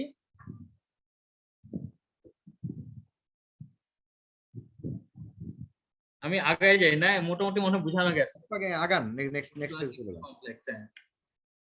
তো কন্ট্রাক্টস এন্ড অ্যাজাইল অ্যাপ্রোচ, এটা ওই যে কন্ট্রাক্টস এন্ড আগে বলা হয়েছে কোলাবোরেশন ওভার কন্ট্রাক্টস। হ্যাঁ, ট্রেডিশনাল কন্ট্রাক্টস খুব রিজিড হয়, সেটাই আমরা কন্ট্রাক্টস থেকে সরে আসতে চাই না, কিন্তু অ্যাজাইলে বলা হয়েছে কোলাবোরেশনকে মোর প্রায়োরিটিস দেওয়া হয়েছে ওভার কন্ট্রাক্ট। হ্যাঁ, কন্ট্রাক্টের মানে মিউচুয়াল আন্ডারস্ট্যান্ডিং, কোলাবোরেশন, এই বিষয়গুলি, কারণ আমার চেঞ্জেস গুলি আসবে এটাকে মেনে নিতে হবে, সেই কথাটাই এখানে বলা হয়েছে। তো agile is flexible, contracts are not flexible. যে কন্ট্রাক্ট গুলি করা হয় ওটা জেনারেলি রিজিড থাকে, contracts are constrained by an offer and the consideration. So collaboration over contract is the main, ওই যে agile 4 values এর মধ্যে আমরা একটা পড়ছি last details. So procurement is always tricky and with agile process. So obviously বোঝা যাচ্ছে যে procurement is tricky, কারণ আমাদের বিভিন্ন সময় রিকোয়ারমেন্ট চেঞ্জ হলে আমাদের কিন্তু প্রকিউরমেন্টও চেঞ্জ হবে। তো ওই কারণেই অ্যাকচুয়ালি প্রভিশনাল সাম যে আমরা রাখি সেটা একটা ভালো ইম্পর্টেন্স এখানে আছে বলে আমার, আমি যদি প্র্যাকটিক্যালি রিলেট করি আর কি।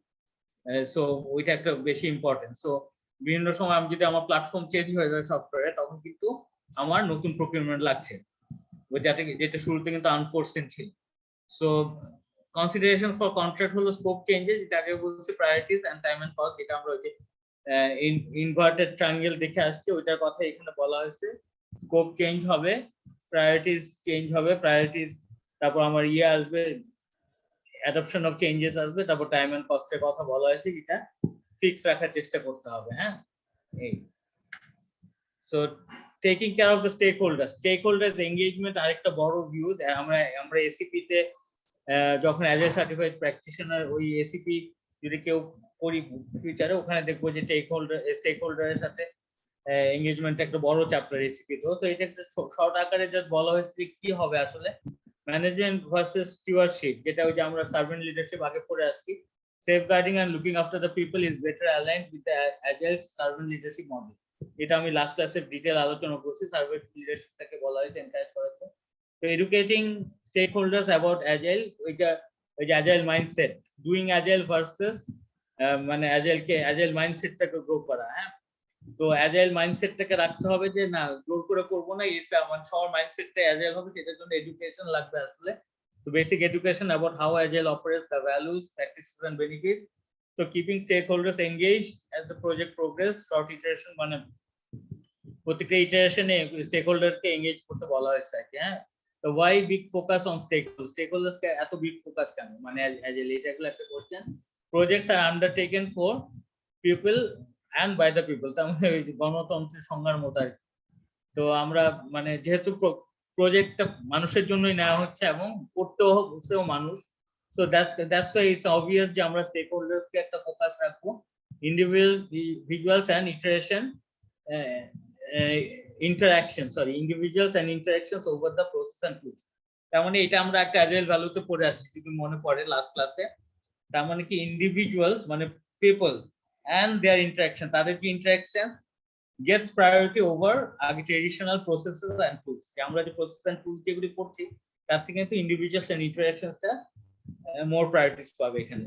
ইমোশনাল ইন্টেলিজেন্স আরেকটা নতুন একটা how we can emotionally drive people. বিভিন্ন সময় মানুষের বিভিন্ন ইমোশনাল অ্যাক্টিভিটিস থাকে, সেই জিনিসটা ইমোশনাল ইন্টেলিজেন্স এখানে ডেভেলপ করতে হবে। ওখানে ইমোশনাল ইন্টেলিজেন্সের উপরে কিন্তু এখন অনেক বড় বড় লেখা টেখা বের হচ্ছে, এবং এটা কিভাবে আসলে মানুষের মন আর কি, মানুষের এটাকে নিয়ে মানে জাস্ট ওইটার উপর একটা স্কিল ডেভেলপ করা আর কি। সো এটাকে বলছে the ability to identify, assess and influence the emotion of ourselves and others, মানে ইমোশন কে নিয়ে প্লে অ্যারাউন্ড। যদি আমি প্লে বলি এটা একটু নেগেটিভ দেখাই, বাট আলটিমেটলি তাই ইমোশনস কে নিয়ে একটু ইয়ে করা, মানে প্র্যাকটিস করা, আমি যে সুন্দর ল্যাঙ্গুয়েজে বলি। সো ইমোশনাল ইন্টেলিজেন্স ইম্পর্টেন্ট এখানে। তো স্টেক হোল্ডার্সে এইটুকুনি বললাম যে মোটামুটি স্টেক হোল্ডার্স খুবই গুরুত্বপূর্ণ অ্যাজাইলের ক্ষেত্রে, বিকজ পিপল, প্রসেস এবং টিম ম্যানেজ করা, সেলফ ড্রিভেন টিম, তারপরে এই প্রত্যেকটা কাজই মোর অফ পিপল ওরিয়েন্টেড আসলে। হ্যাঁ, তো এটা গেল। এখন আদার অ্যাজাইল অ্যাপ্রোচেস, যেটা আমি লাস্ট ক্লাসে বলছিলাম যে আমি কিছুটা অন্য অ্যাজাইল অ্যাপ্রোচেস কথা কিছু বলবো, যেটা লিনের কথাটা আমি বলে আসছি। লিনটা আমি আর ডিটেল ডিসকাস না করছি, ওইখানে টয়োটা থেকে প্রোডাকশন আছে। লিন যে মেথডটা জিআইটি, জাস্ট ইন টাইম ইনভেন্টরির কথা সেদিন বলে আসছি, এবং লিন যে ওয়েস্টেজ অফ এলিমিনেশনের কথা বলছে, এবং অন টাইম ইনভেন্টরির কথা, এবং ওইসব ওই মেইন থিম থেকেই কিন্তু অ্যাজাইল আসছে। দেখেই লিনকে বলা হচ্ছে is a superset of all, and these are the descendant lean thinking থেকে কানবান, স্ক্রাম, এগুলি অ্যাজাইল মেথডে, অ্যাজাইল আন্ডারে টুলি, স্ক্রাম, এক্সপি, ডিএসডিএম, এফডিজি, ক্রিস্টাল এগুলি আসছে। কানবান একটু ডিফারেন্ট অ্যাজাইল থেকে, তো এটাকে বাইরে রাখছে, but this all comes under lean thinking. তো এই যে লিনের যে 7 ওয়েস্টেজের কথা বলা হয়েছে লিনে, মানে হোয়াট অল দো 7 ওয়েস্টেজ যেগুলো অ্যাড্রেস করতে বলা হয়েছে। হ্যাঁ, লিন হলো মানে ওয়েস্ট নাম্বার 1 হলো পার্শিয়ালি ডান ওয়ার্ক। এখানে ডেসক্রিপশন বলা হয়েছে work started but not complete. হ্যাঁ, partially done work can entropy. সো কি লিখছে, কোড এক্সাম্পল লিখছে, code waiting for testing, specs waiting for develop, মানে কোড ওয়েটিং ফর, মানে কোড ডেভেলপ হয়ে গেছে কিন্তু ওয়েটিং ফর টেস্টিং, মানে ডিলে হচ্ছে আর কি। তো এখানে পার্শিয়ালি ডান ওয়ার্ককে একটা ওয়েস্টেজ বলা হয়েছে, এক্সট্রা প্রসেসকে ওয়েস্টেজের কথা বলা হয়েছে, এক্সট্রা ফিচার্স যেটা আমি কালকে সেদিন আলাপ করছি যে এক্সট্রা ফিচার্স যেটা কাজে লাগবে না সেটা কিন্তু কাট ডাউন করতে হবে। This are the wastage. হ্যাঁ, টাস্ক সুইচিং, ওয়েটিং, কোন একটা কিছুর জন্য ওয়েটিং করা, motion, so defect, this are the wastage. এবং এই 7 ওয়েস্টেজ অফ লিনের কথা বলছে, এটা একটু আমরা পড়ে নিব। মানে দিস শুড বি এলিমিনেটেড আর কি। ওয়েস্টেজ যত কমানো যাবে ততটা স্মুথলি এবং এফিশিয়েন্টলি কাজ শেষ হবে। হ্যাঁ, সেটা কথা বলা হয়েছে। তো 7 ওয়েস্টেজ অফ লিন। তো অল অ্যাবাউট কানবান। হ্যাঁ, এই যে কানবানটা এতদিনে আমি আসলাম, তো কানবানটা কি, এটা জাপানিজ ওয়ার্ড, মিনিং হলো সাইনবোর্ড। এক্স্যাক্টলি এটা, যে আমি একটা টেবিলে 4টা, যে সেদিন প্রসেসের কথা বললাম, ওয়ালটন ফ্রিজারের এক্সাম্পল দিলাম, it goes like this, to do, in progress, testing, done. তার মানে আমার টু ডু থেকে কাজগুলি ইন প্রোগ্রেসে যাবে, ইন প্রোগ্রেস থেকে টেস্টিং এ যাবে, টেস্টিং থেকে ডান হবে। সো এখানে কতগুলো পোস্টেজ দেখতে পাচ্ছি আমরা। এই পোস্টেজ গুলি সব প্রথমে এমন ছিল, প্রথম হয়তোবা সব টু ডু গুলি এদিকে ছিল। হ্যাঁ, এখান থেকে কিছু ইন প্রোগ্রেসে চলে গেছে, কিছু টেস্টিং এ চলে গেছে, কিছু ডানে চলে গেছে। তো এই শিফটিং হতে থাকবে, ওয়ার্ক ইন প্রোগ্রেস বলে এটাকে। তো এই শিফটিং হতে থাকবে, এখান থেকে এখানে শিফটিং, দিস আর দা, মানে প্রোডাকশন লাইনের মতো আর কি। এটাকে কানবান বোর্ড বলছে। এটাই শুরু হয়েছে প্রথমে লিন থিঙ্কিং এর থেকে, তারপরে অ্যাজাইলে আরো সাথে মিল রেখে হয়েছে আর কি। সো এই কানবান পুল সিস্টেম, সেটা বলছে work item completed, next item to be pulled into WID. তার মানে একটা কমপ্লিট হয়ে গেল, যদি আমি টেস্টিং এ ফালাই দিই, তার মানে এইখানকার নেক্সট আইটেমটা should be pulled from to do list to in progress. হ্যাঁ, এখানে ওয়ার্ক ইন প্রোগ্রেস, ঠিক আছে। তো এটাকেই বলছে যে two next item to pull to the work in progress, only so many items allowed in w in progress, মানে এখানে খুব অপটিমাম আইটেমস কিন্তু w in progress এ থাকবে, work in progress এ, সেটা কথাই বলছে। এবং এটা কিভাবে ক্যালকুলেশন করবে এটা একটু ডিটেইল প্রসেস, এটা এখানে নাই আর কি। সো মানে এটা হলো অপটিমাম আইটেমস কিন্তু ওয়ার্ক ইন প্রোগ্রেস এ থাকবে। এমন না যে আমি শুরু থেকে এখানে ফেলে রাখবো, কোনো কাজ হবে না, বাট যেটুকুন কাজ হবে সেটুকুনকেই এখানে ওয়ার্ক ইন প্রোগ্রেস আনতে হবে। Work moves from left to right, মানে এই বামের থেকে ডানে যাচ্ছে, এটা বলা হয়েছে। And not a real need for iteration. So এখানে ইটারেশনের বিষয়টা ওভাবে কিন্তু আসে নাই, কিন্তু এই কারণে কানবানের থেকে কিন্তু অ্যাজাইলের বিষয়টাকে মানে কানবান ইজ নট মানে অ্যাজাইলের এর ভিতরে কিন্তু নাই, খেয়াল করবেন। তো ওখানে কিন্তু ডাইরেক্ট একটা বিষয় এখানে প্রোডাকশনের মতো, বাট থিঙ্কিংটা লিন থিঙ্কিং থেকে আসছে এবং আস্তে আস্তে আস্তে ইম্প্রোভাইজেশন হয়েছে বলতে পারি আমরা। অ্যাজাইল মেথডস আরো ইনক্রিমেন্টাল থেকে শুরু করে ইটারেশন সবকিছু কম্বিনেশন আছে। তো এটা গেল। এখন ওয়ার্ক ইন প্রোগ্রেসে কথা বলছি, লিমিটিং ওয়ার্ক ইন প্রোগ্রেস এই optimize the throughput of the work, এই কথাটা আমি বললাম। তার মানে ওয়ার্ক ইন প্রোগ্রেস আমি যা নিব এটা অপটিমাইজ থাকতে হবে। তো সাইকেল টাইম হলো the total elapsed time from start of a particular activities of work item to একটা ওয়ার্ক আইটেমের শুরু থেকে শেষ টাইমের কথা বলছে সাইকেল টাইম। আর লিড টাইম হলো the time between customer request and the actual, মানে কাস্টমার রিকোয়েস্ট থেকে অ্যাকচুয়াল ডেলিভারি হলে এই পুরাটা ডেলিভার টু লিড টাইম। হ্যাঁ, তো ওয়ার্ক ইন প্রোগ্রেসের কথা বল মানে সাইকেল টাইম হলো আর অ্যাক্টিভিটির কথা বলা হয়েছে আর কি। Cycle time from the time start A task until the complete, মানে এখান থেকে আমি স্টার্ট। আশফাক কাইন্ডলি, জি আপনার লিড টাইম তাহলে দুই জায়গায় দুই রকম ডেফিনেশন। আমরা যদি অ্যাজাইল চিন্তা করি লিড টাইম একরকম, আর পিএমপি তে লিড টাইমটা ডিফারেন্ট, লিড এবং ল্যাগ। হ্যাঁ, মানে একই টার্ম দুটো জায়গায় দুই রকম ইউজ হবে। হ্যাঁ, মানে exactly rightly pointed out. Lead and lag এর যে কথাটা বলা হয়েছে যে যতক্ষণ টাইম পাই before we complete the work, ওইটা কিন্তু এইটা আর ওই লিডটা মনে হয় মিলাইলে একটু কনফিউশন হয়ে যাবে। এইটা এক্স্যাক্টলি একটা কাজ, ওইখানে তো লিডটাকে বলছে যে আমি মানে how much we can delay to start the work, হ্যাঁ সামথিং লাইক দ্যাট, এরকম মানে, কিংবা আরেক কতটা ল্যাগ হলো কতটা আমি ইয়ে করতে পারি। না মানে দুটো আলাদা ডেফিনেশন, আলাদাভাবে হিসাব করতে হবে, আলাদা হিসাব করতে হবে, রাইট এক্স্যাক্টলি। এটা কিন্তু নাইস পয়েন্ট একটা। মানে এক্স্যাক্টলি লিড হলো এখানে কিন্তু আমি এই ডেভেলপ এই টাইম থেকে শুরু করছি, রেডির পর থেকে দেন ডান পর্যন্ত, আর কাস্টমারের রিকোয়ারমেন্ট দেওয়া থেকে শুরু করে দেওয়া পর্যন্ত কি লিড টাইম বলছে এখানে। এক্স্যাক্টলি স্যার আপনি রাইটলি পয়েন্ট করছে, এই লিড টাইমের সাথে ওটা ডেফিনেশনে যাচ্ছে না আসলে। হ্যাঁ, থ্যাংক ইউ স্যার।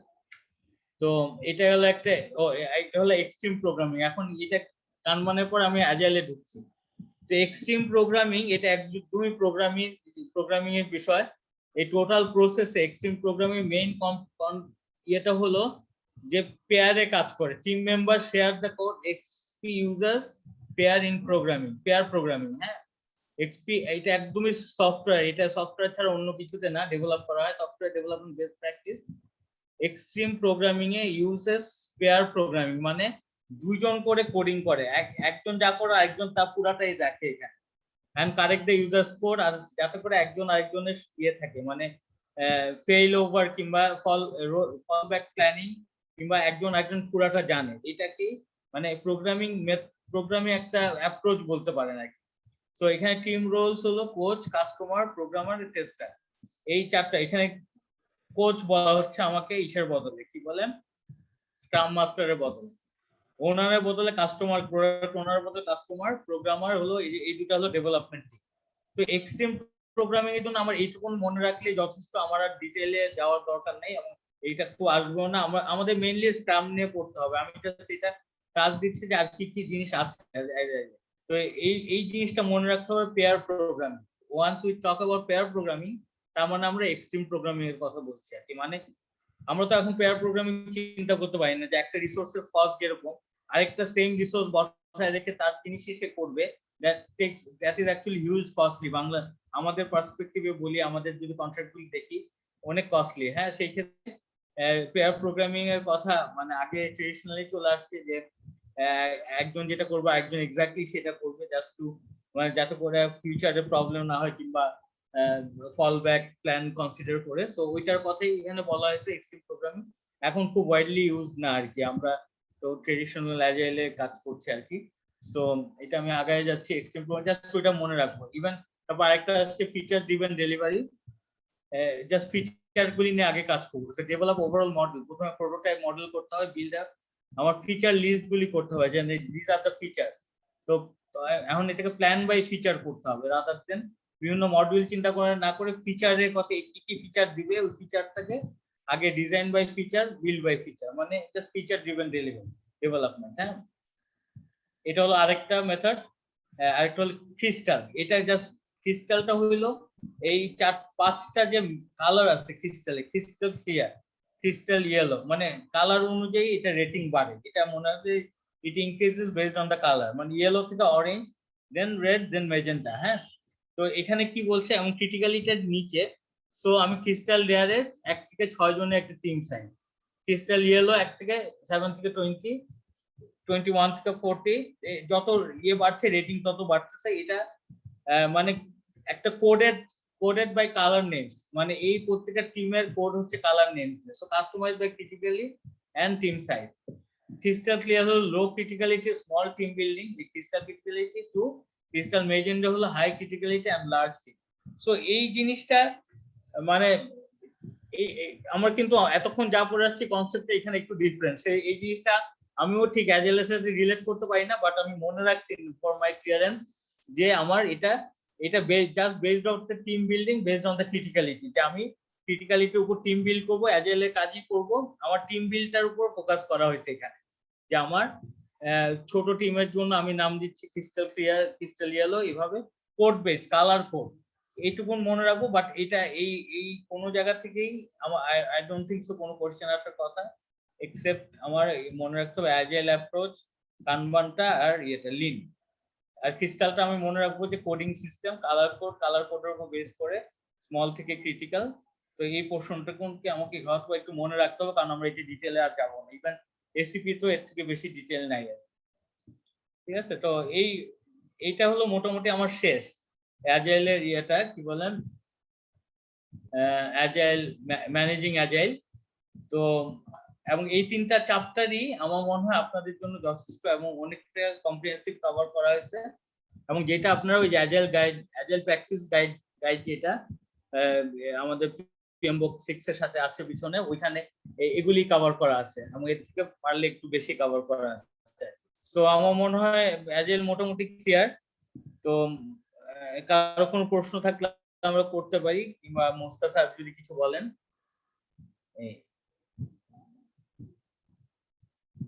স্যার আছেন?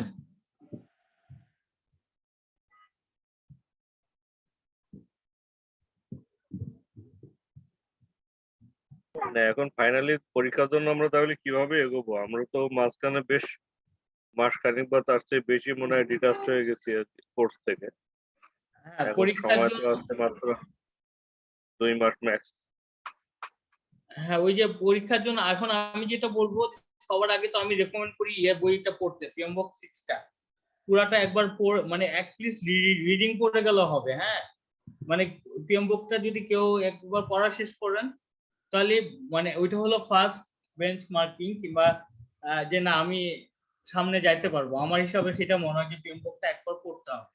পড়ে ফেললে দেন ওই যে আমরা তো এরপরে ইয়ে করব, কি বলেন, এক্সাম কন্টেন্ট আউটলাইন, যে 5টা চ্যাপ্টার, হ্যাঁ 5টা চ্যাপ্টার, এটা দেখাবো জাস্ট বিকজ যে আমার এক্সামটা কিভাবে কোন ডোমেইনের, যে 3টা ডোমেইন, পিপল, প্রসেস আর বিজনেস এনভায়রনমেন্ট, ওই যে 50, 42 আর 8%, তো ওইখানে কিভাবে কোশ্চেন আসে ওইটা একটু দেখাইলে, তখন ওই চ্যাপ্টারগুলি, যে স্টুডেন্ট গাইডলাইনের যে 5টা চ্যাপ্টার, ওইটা একবার পরের দিকে পড়লেই, এবং কোশ্চেনগুলি দিতে হবে আমার যে স্যার যে কোশ্চেনগুলি দিচ্ছে ওখানে কোশ্চেনগুলি পড়তে হবে।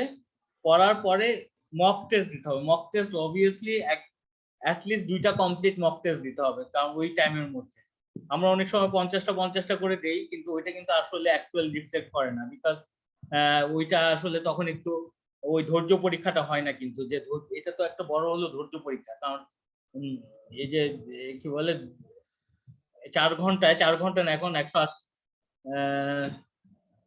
4-4-16, 424, হ্যাঁ এখন 180 মিনিট। এই এতটা টাইম যে বসে থাকতে হয় পরীক্ষা হলে, সেটাতে কিন্তু একটা ধৈর্য পরীক্ষার বিষয় আছে। তো আমরা অনেক সময় 50টা পরীক্ষা দিয়ে 50টা কোশ্চেন দিয়ে টেস্ট করলে কিন্তু ওই টেস্টটা পাওয়া যাবে না। হ্যাঁ, ওই যতটা আছে 180টা কোশ্চেন দিয়েই করতে হবে। এখন তো কিছুটা কমছে, এখন তো 200টা থেকে 180টা আসছে কোশ্চেন, তো 180টা দিয়েই একটা ফুল মক দিতে হবে, একটা অথবা 2টা দিয়ে ওই যে রিজনেবল নাম্বার পেলে তখন আমরা কনফিডেন্স পাবো যে না পরীক্ষা দিতে পারবো। এইভাবে আগাতে হবে। এবং বেস্ট হলো যে আমরা যখন একটা ওই চ্যাপ্টারটা পড়াবো, ইয়ারটা কি বলে আজকে মাসুদ আক্তার স্যারের পড়ানোর কথা ছিল প্রথম ইয়েটা, কি বলে টিম বিল্ডিং যে প্রথম চ্যাপ্টারটা। তো মাসুদ আক্তার স্যার মনে হয় অফিস থেকে বের হতে দেরি হয়েছে আর কি। তো ওই জায়গাটা আমি একটু কভার করতে পারি। মুস্তা স্যার কি আসেন নাকি স্যার? না স্যার, স্যার মনে হয় আমি একটা ফোন দিই স্যারকে। আর এই প্রকিউরমেন্টের সেই কোশ্চেন গুলো মনে হয় এখানে আপলোড করা হয়নি। ও কোশ্চেন প্রকিউরমেন্ট আছে নাকি আপনার কাছে? আপনার কাছে আছে কোশ্চেনটা দিয়ে দেবো সবাই। আমি আজকে দেখে কিংবা কালকে সকালে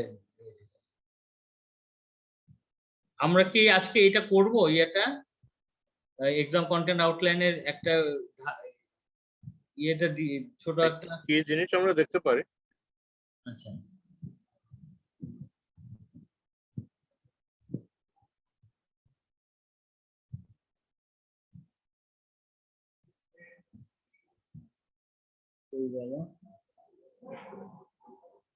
এটা হলো এখানে, হ্যাঁ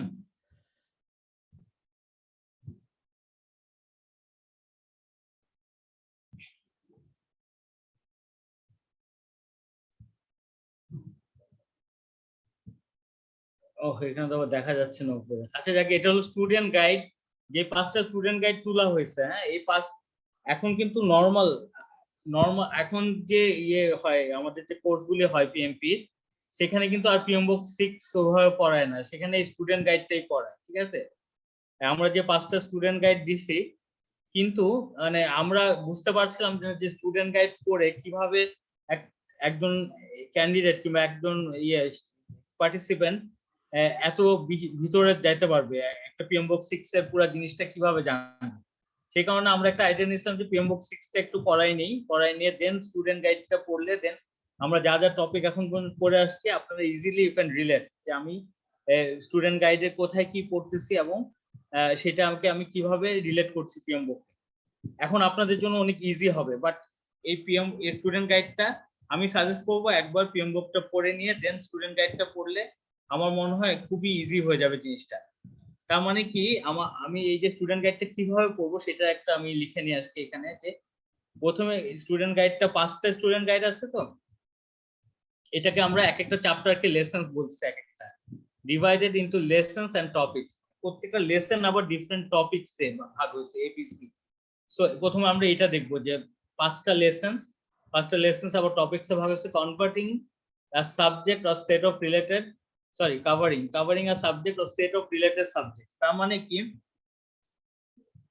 প্রত্যেকটা লেসন একটা সেট অফ সাবজেক্ট কভার করবে যেটা রিলেট টু, আমরা যে মনে আছে 3টা ডোমেইন পড়ছিলাম, পিপল, প্রসেস এবং বিজনেস এনভায়রনমেন্ট। হ্যাঁ তা ওই যে 50%, 42%, 8% এরকম ডিভাইড করা ছিল 3টা ডোমেইনে, আমাদের পিপল, প্রসেস এবং বিজনেস এনভায়রনমেন্ট। সো এই যে 3টা এর মধ্যে ডিফারেন্ট সাবজেক্ট আছে। সো দেখা যাবে যে এক একটা টপিক ওই মাল্টিপল ডোমেইন থেকে মানে 3টা ডোমেইনে কোনো না কোনো জায়গা কভার করতে পারে। হ্যাঁ সেটা বলা হয়েছে lesson are arrange in order of increasing proficiency. তার মানে এই লেসন্স গুলি যে করা হয়েছে চ্যাপ্টার 1টা পড়লে চ্যাপ্টার 2টা ইজি হবে, চ্যাপ্টার মানে আস্তে আস্তে প্রফিশিয়েন্সিটা ডেভেলপ করবে এবং ওইভাবেই করা হয়েছে সিকোয়েন্সিংটা যাতে ধরা যায়, যাতে নরমাল স্টুডেন্ট যারা আছে তারা ওই মানে প্রফিশিয়েন্সিটা ডেভেলপ করবে আস্তে আস্তে চ্যাপ্টার 1, 2, 3 সিরিয়ালি পড়ে গেল। So each of the topic has various types of activities designed to solidify the ideas।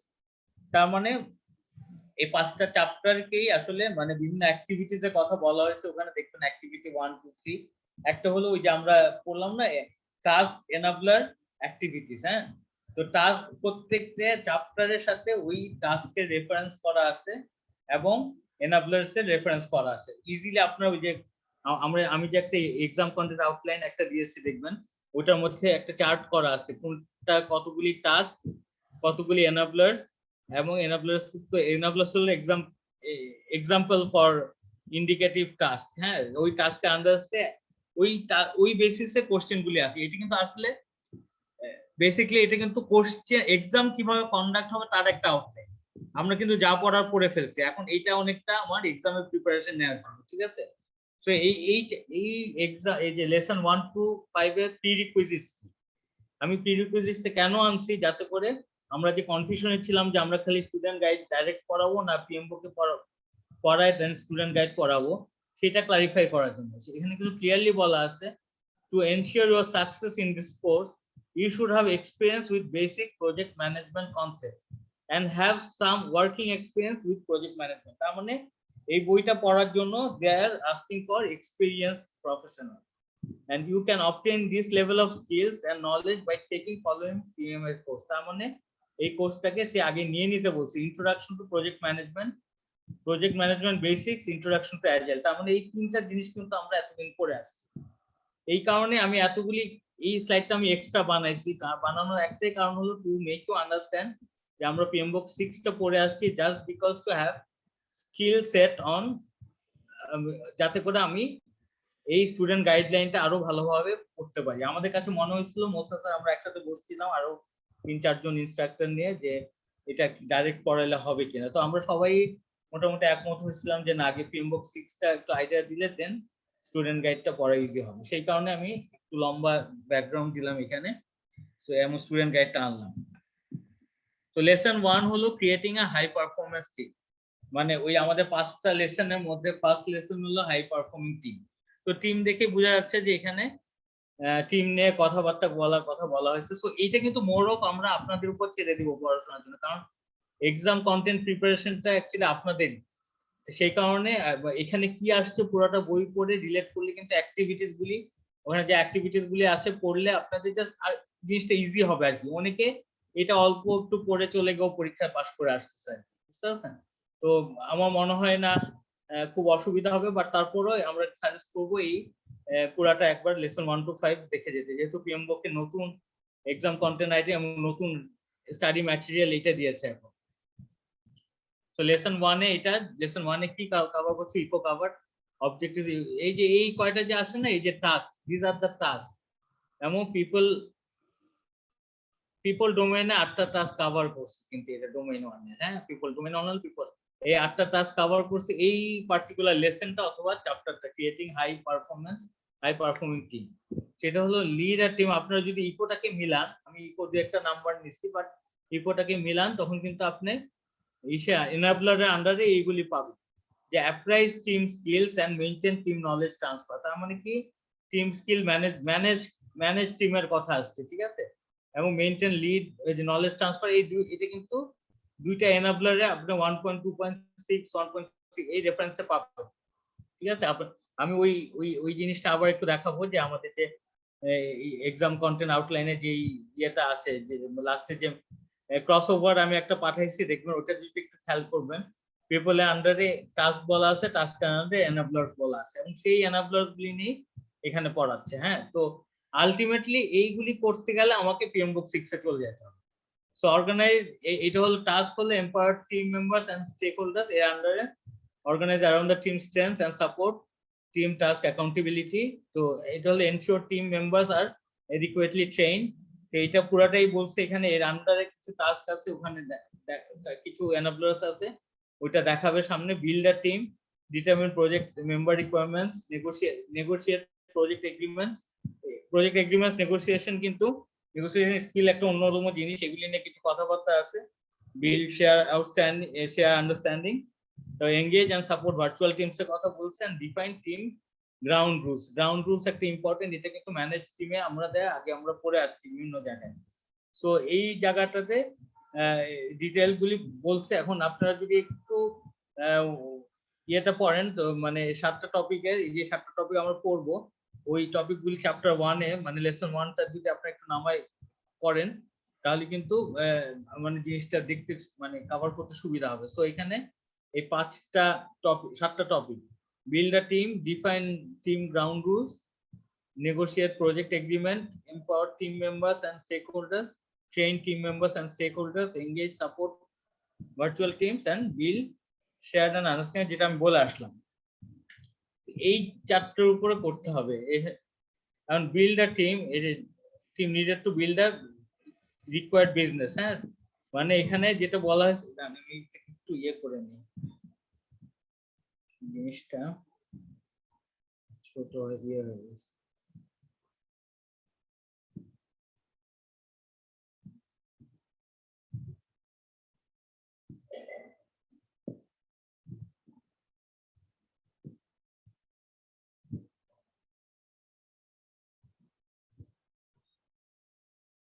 একটু এটা আমাকে নামাইতে হবে, এখানে এডিট করা যায় না তো।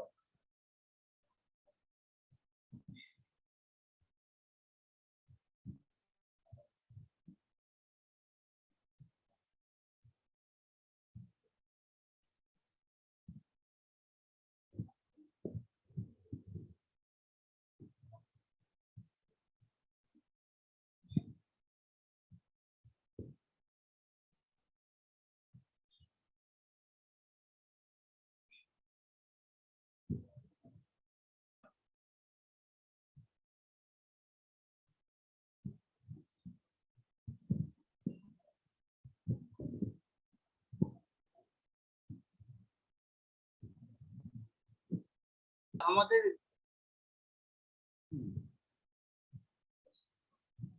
So build a team বলছে যখন successful project team is needed to build a required business solution process and practices required to build effective teams. So এই জিনিসটাই কিন্তু আমরা পড়ে আসছি বিভিন্ন ফরম্যাটে, বাট এটাকে ওই যে ডোমেইন আর ইয়ের ভাগে ভাগ করছে যাতে করে আমরা যখন রেজাল্টটা আসবে এক্সামে আগে যে 3টা ডোমেইন 5টা ডোমেইনের রেজাল্ট আসছে, ওই যে ইয়ে আমাদের প্ল্যানিং, আমাদের যে 5টা প্রসেস গ্রুপ আছে, হ্যাঁ কি বলে এক্সিকিউশন কি বলে monitoring and controlling, closing, initiation, planning, হ্যাঁ। সো এই যে 5টা গ্রুপের থেকে আসতো আগে, 5টা গ্রুপের উপরে কিন্তু রেজাল্ট আসতো, এখন সেটা না এসে 3টা ডোমেইনে আসবে, প্রসেস, পিপল এবং বিজনেস এনভায়রনমেন্ট। ওই প্রসেস থেকে এই পুরো জিনিসটা একটু ইজি ভাবে মানে সিলেবাস, এটা অনেকটা সিলেবাসের মতো আর কি, যে আমি যদি যেন বুঝতে পারি এই টাইপের কোশ্চেনটা আসবে, সেই কারণে এই ভাগগুলি করছে। তো বিল্ডার টিম যদি আমার টাস্ক হয়, তো টাস্কের উপর প্রজেক্ট টিমের কথা বলা হয়েছে। Project team is a set of individual who support the project manager performing the মানে প্রজেক্ট রিলেটেড অ্যাক্টিভিটিস। সো এই প্রজেক্ট টিমসের যে টিম বিল্ডিং এর সেগুলির কথা এখানে বলছে। সিমিলারলি এখানে স্কিল সেটের কথা এবং conflict management, cultural awareness, leadership, এগুলি সবগুলি কিন্তু আমরা বিভিন্ন জায়গায় পড়ে আসছি পিএমবক 6 এ। ওইটারে এই স্কিল সেটের আন্ডারে অ্যাকোমোডেট করে দিছে আর কি, নেগোসিয়েশন। তো এই জিনিসগুলো আমরা একটু পড়ে নিব, আমি স্লাইডটা দিয়ে দেবো আপনাদের। এবং এই পিএমবক ইয়ে তো আমি জাস্ট এইটা বলার উদ্দেশ্য হলো যে আমরা কিভাবে এটাকে পড়বো, আমি কিন্তু এটা ডিটেইলে যাব না। এবং এটা আমার আজকে অবশ্য স্লাইডটার প্রিপারেশনও নাই, বিকজ এটা আমার আজকে করানোর কথা ছিল না। কিন্তু এটা পুরাটা পড়ারও লাভ নেই আসলে, পড়াইতে গেলে আমাদের পুরা আরো এই যদি এটা ফুল পড়াইতে চাই, ওটা আসলে সব মিলায় আরো প্রায় 15-16 ঘন্টার ক্লাস, হ্যাঁ।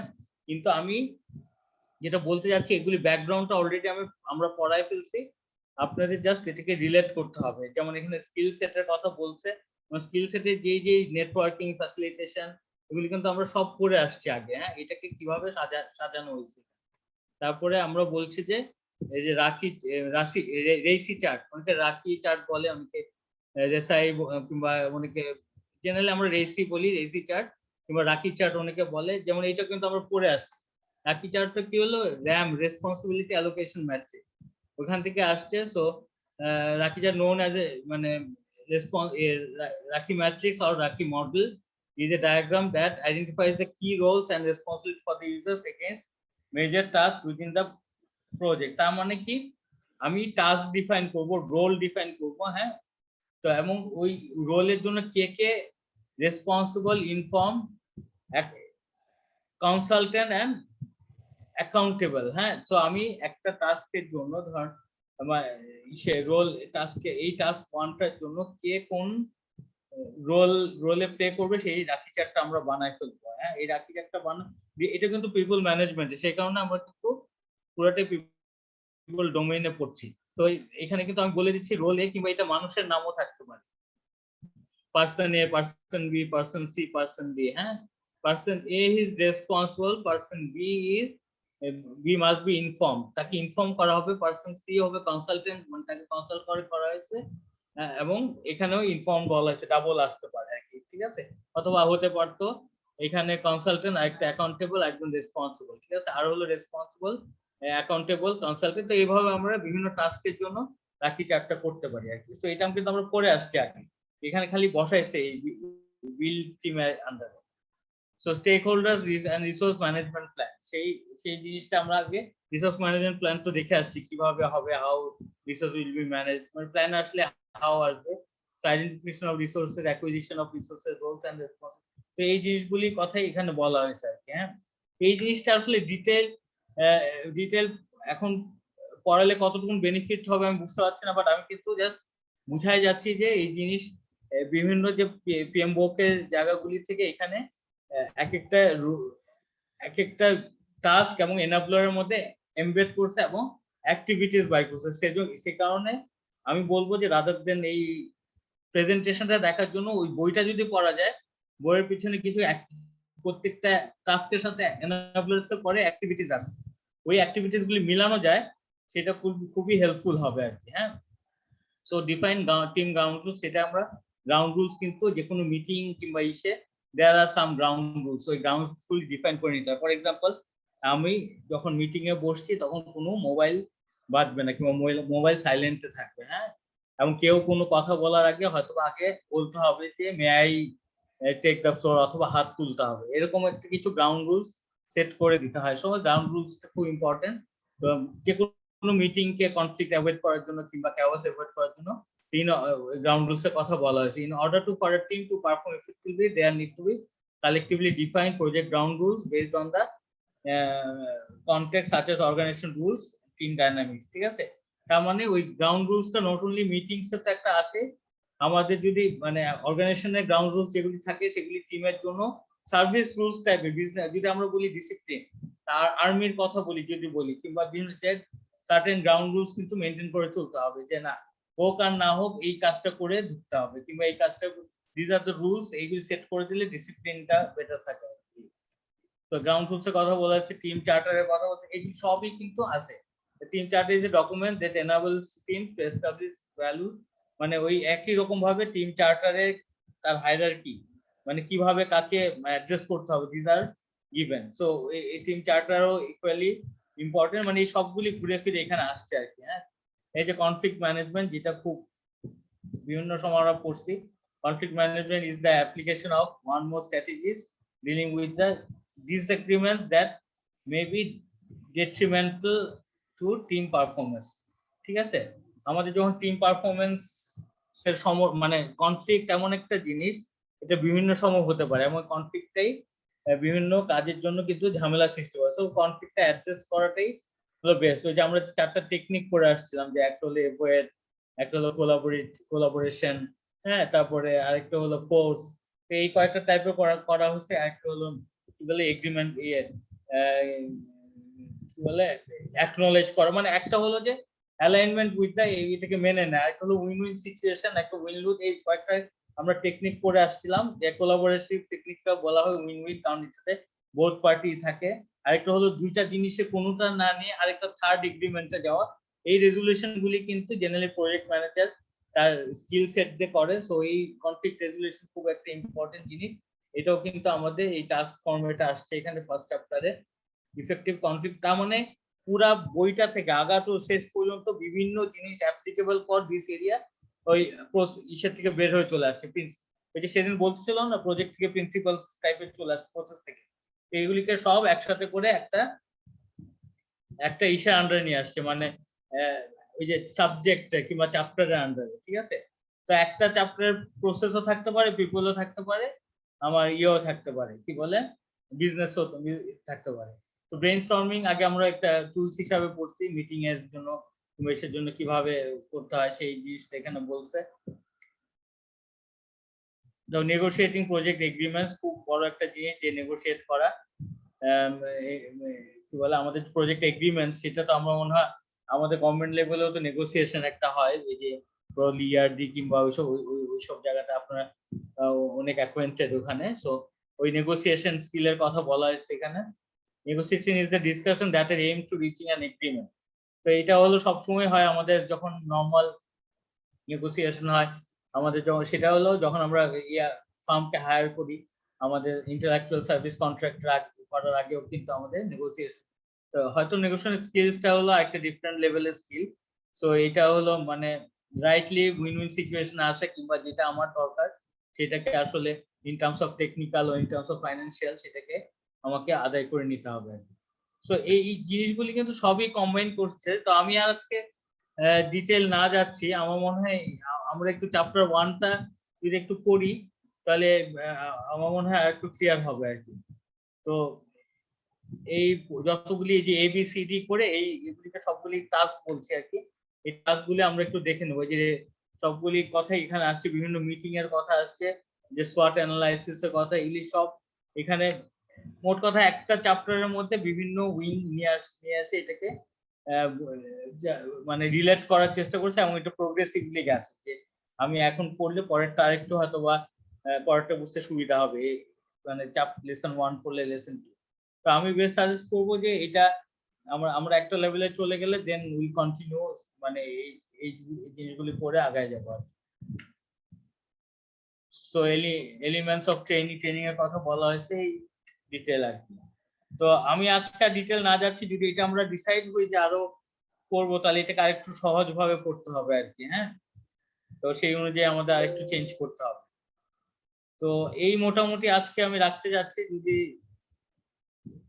মোস্তা স্যার কি আসেন নাকি আমি শেয়ারটা স্টপ করি। আশফাক মোস্তাসার মনে হয় নাই, তো ঠিক আছে, ধন্যবাদ আপনাকে আশফাক, অনেক কষ্ট করলেন, অনেক নতুন ইনফরমেশন আসলে আমরা পেলাম। জি থ্যাংক ইউ তো স্যার। স্লাইড গুলো শেয়ার করবেন, হ্যাঁ। স্লাইড গুলো নিয়ে নেব, তো শেষ করা যেতে পারে মনে হয়। ঠিক আছে sir, thank you sir. Okay, thank you আল্লাহ হাফেজ। ধন্যবাদ আশফাক। মোশাররফ ভাই কিছু বলবেন? না, আল্লাহ হাফেজ। আল্লাহ হাফেজ। আচ্ছা।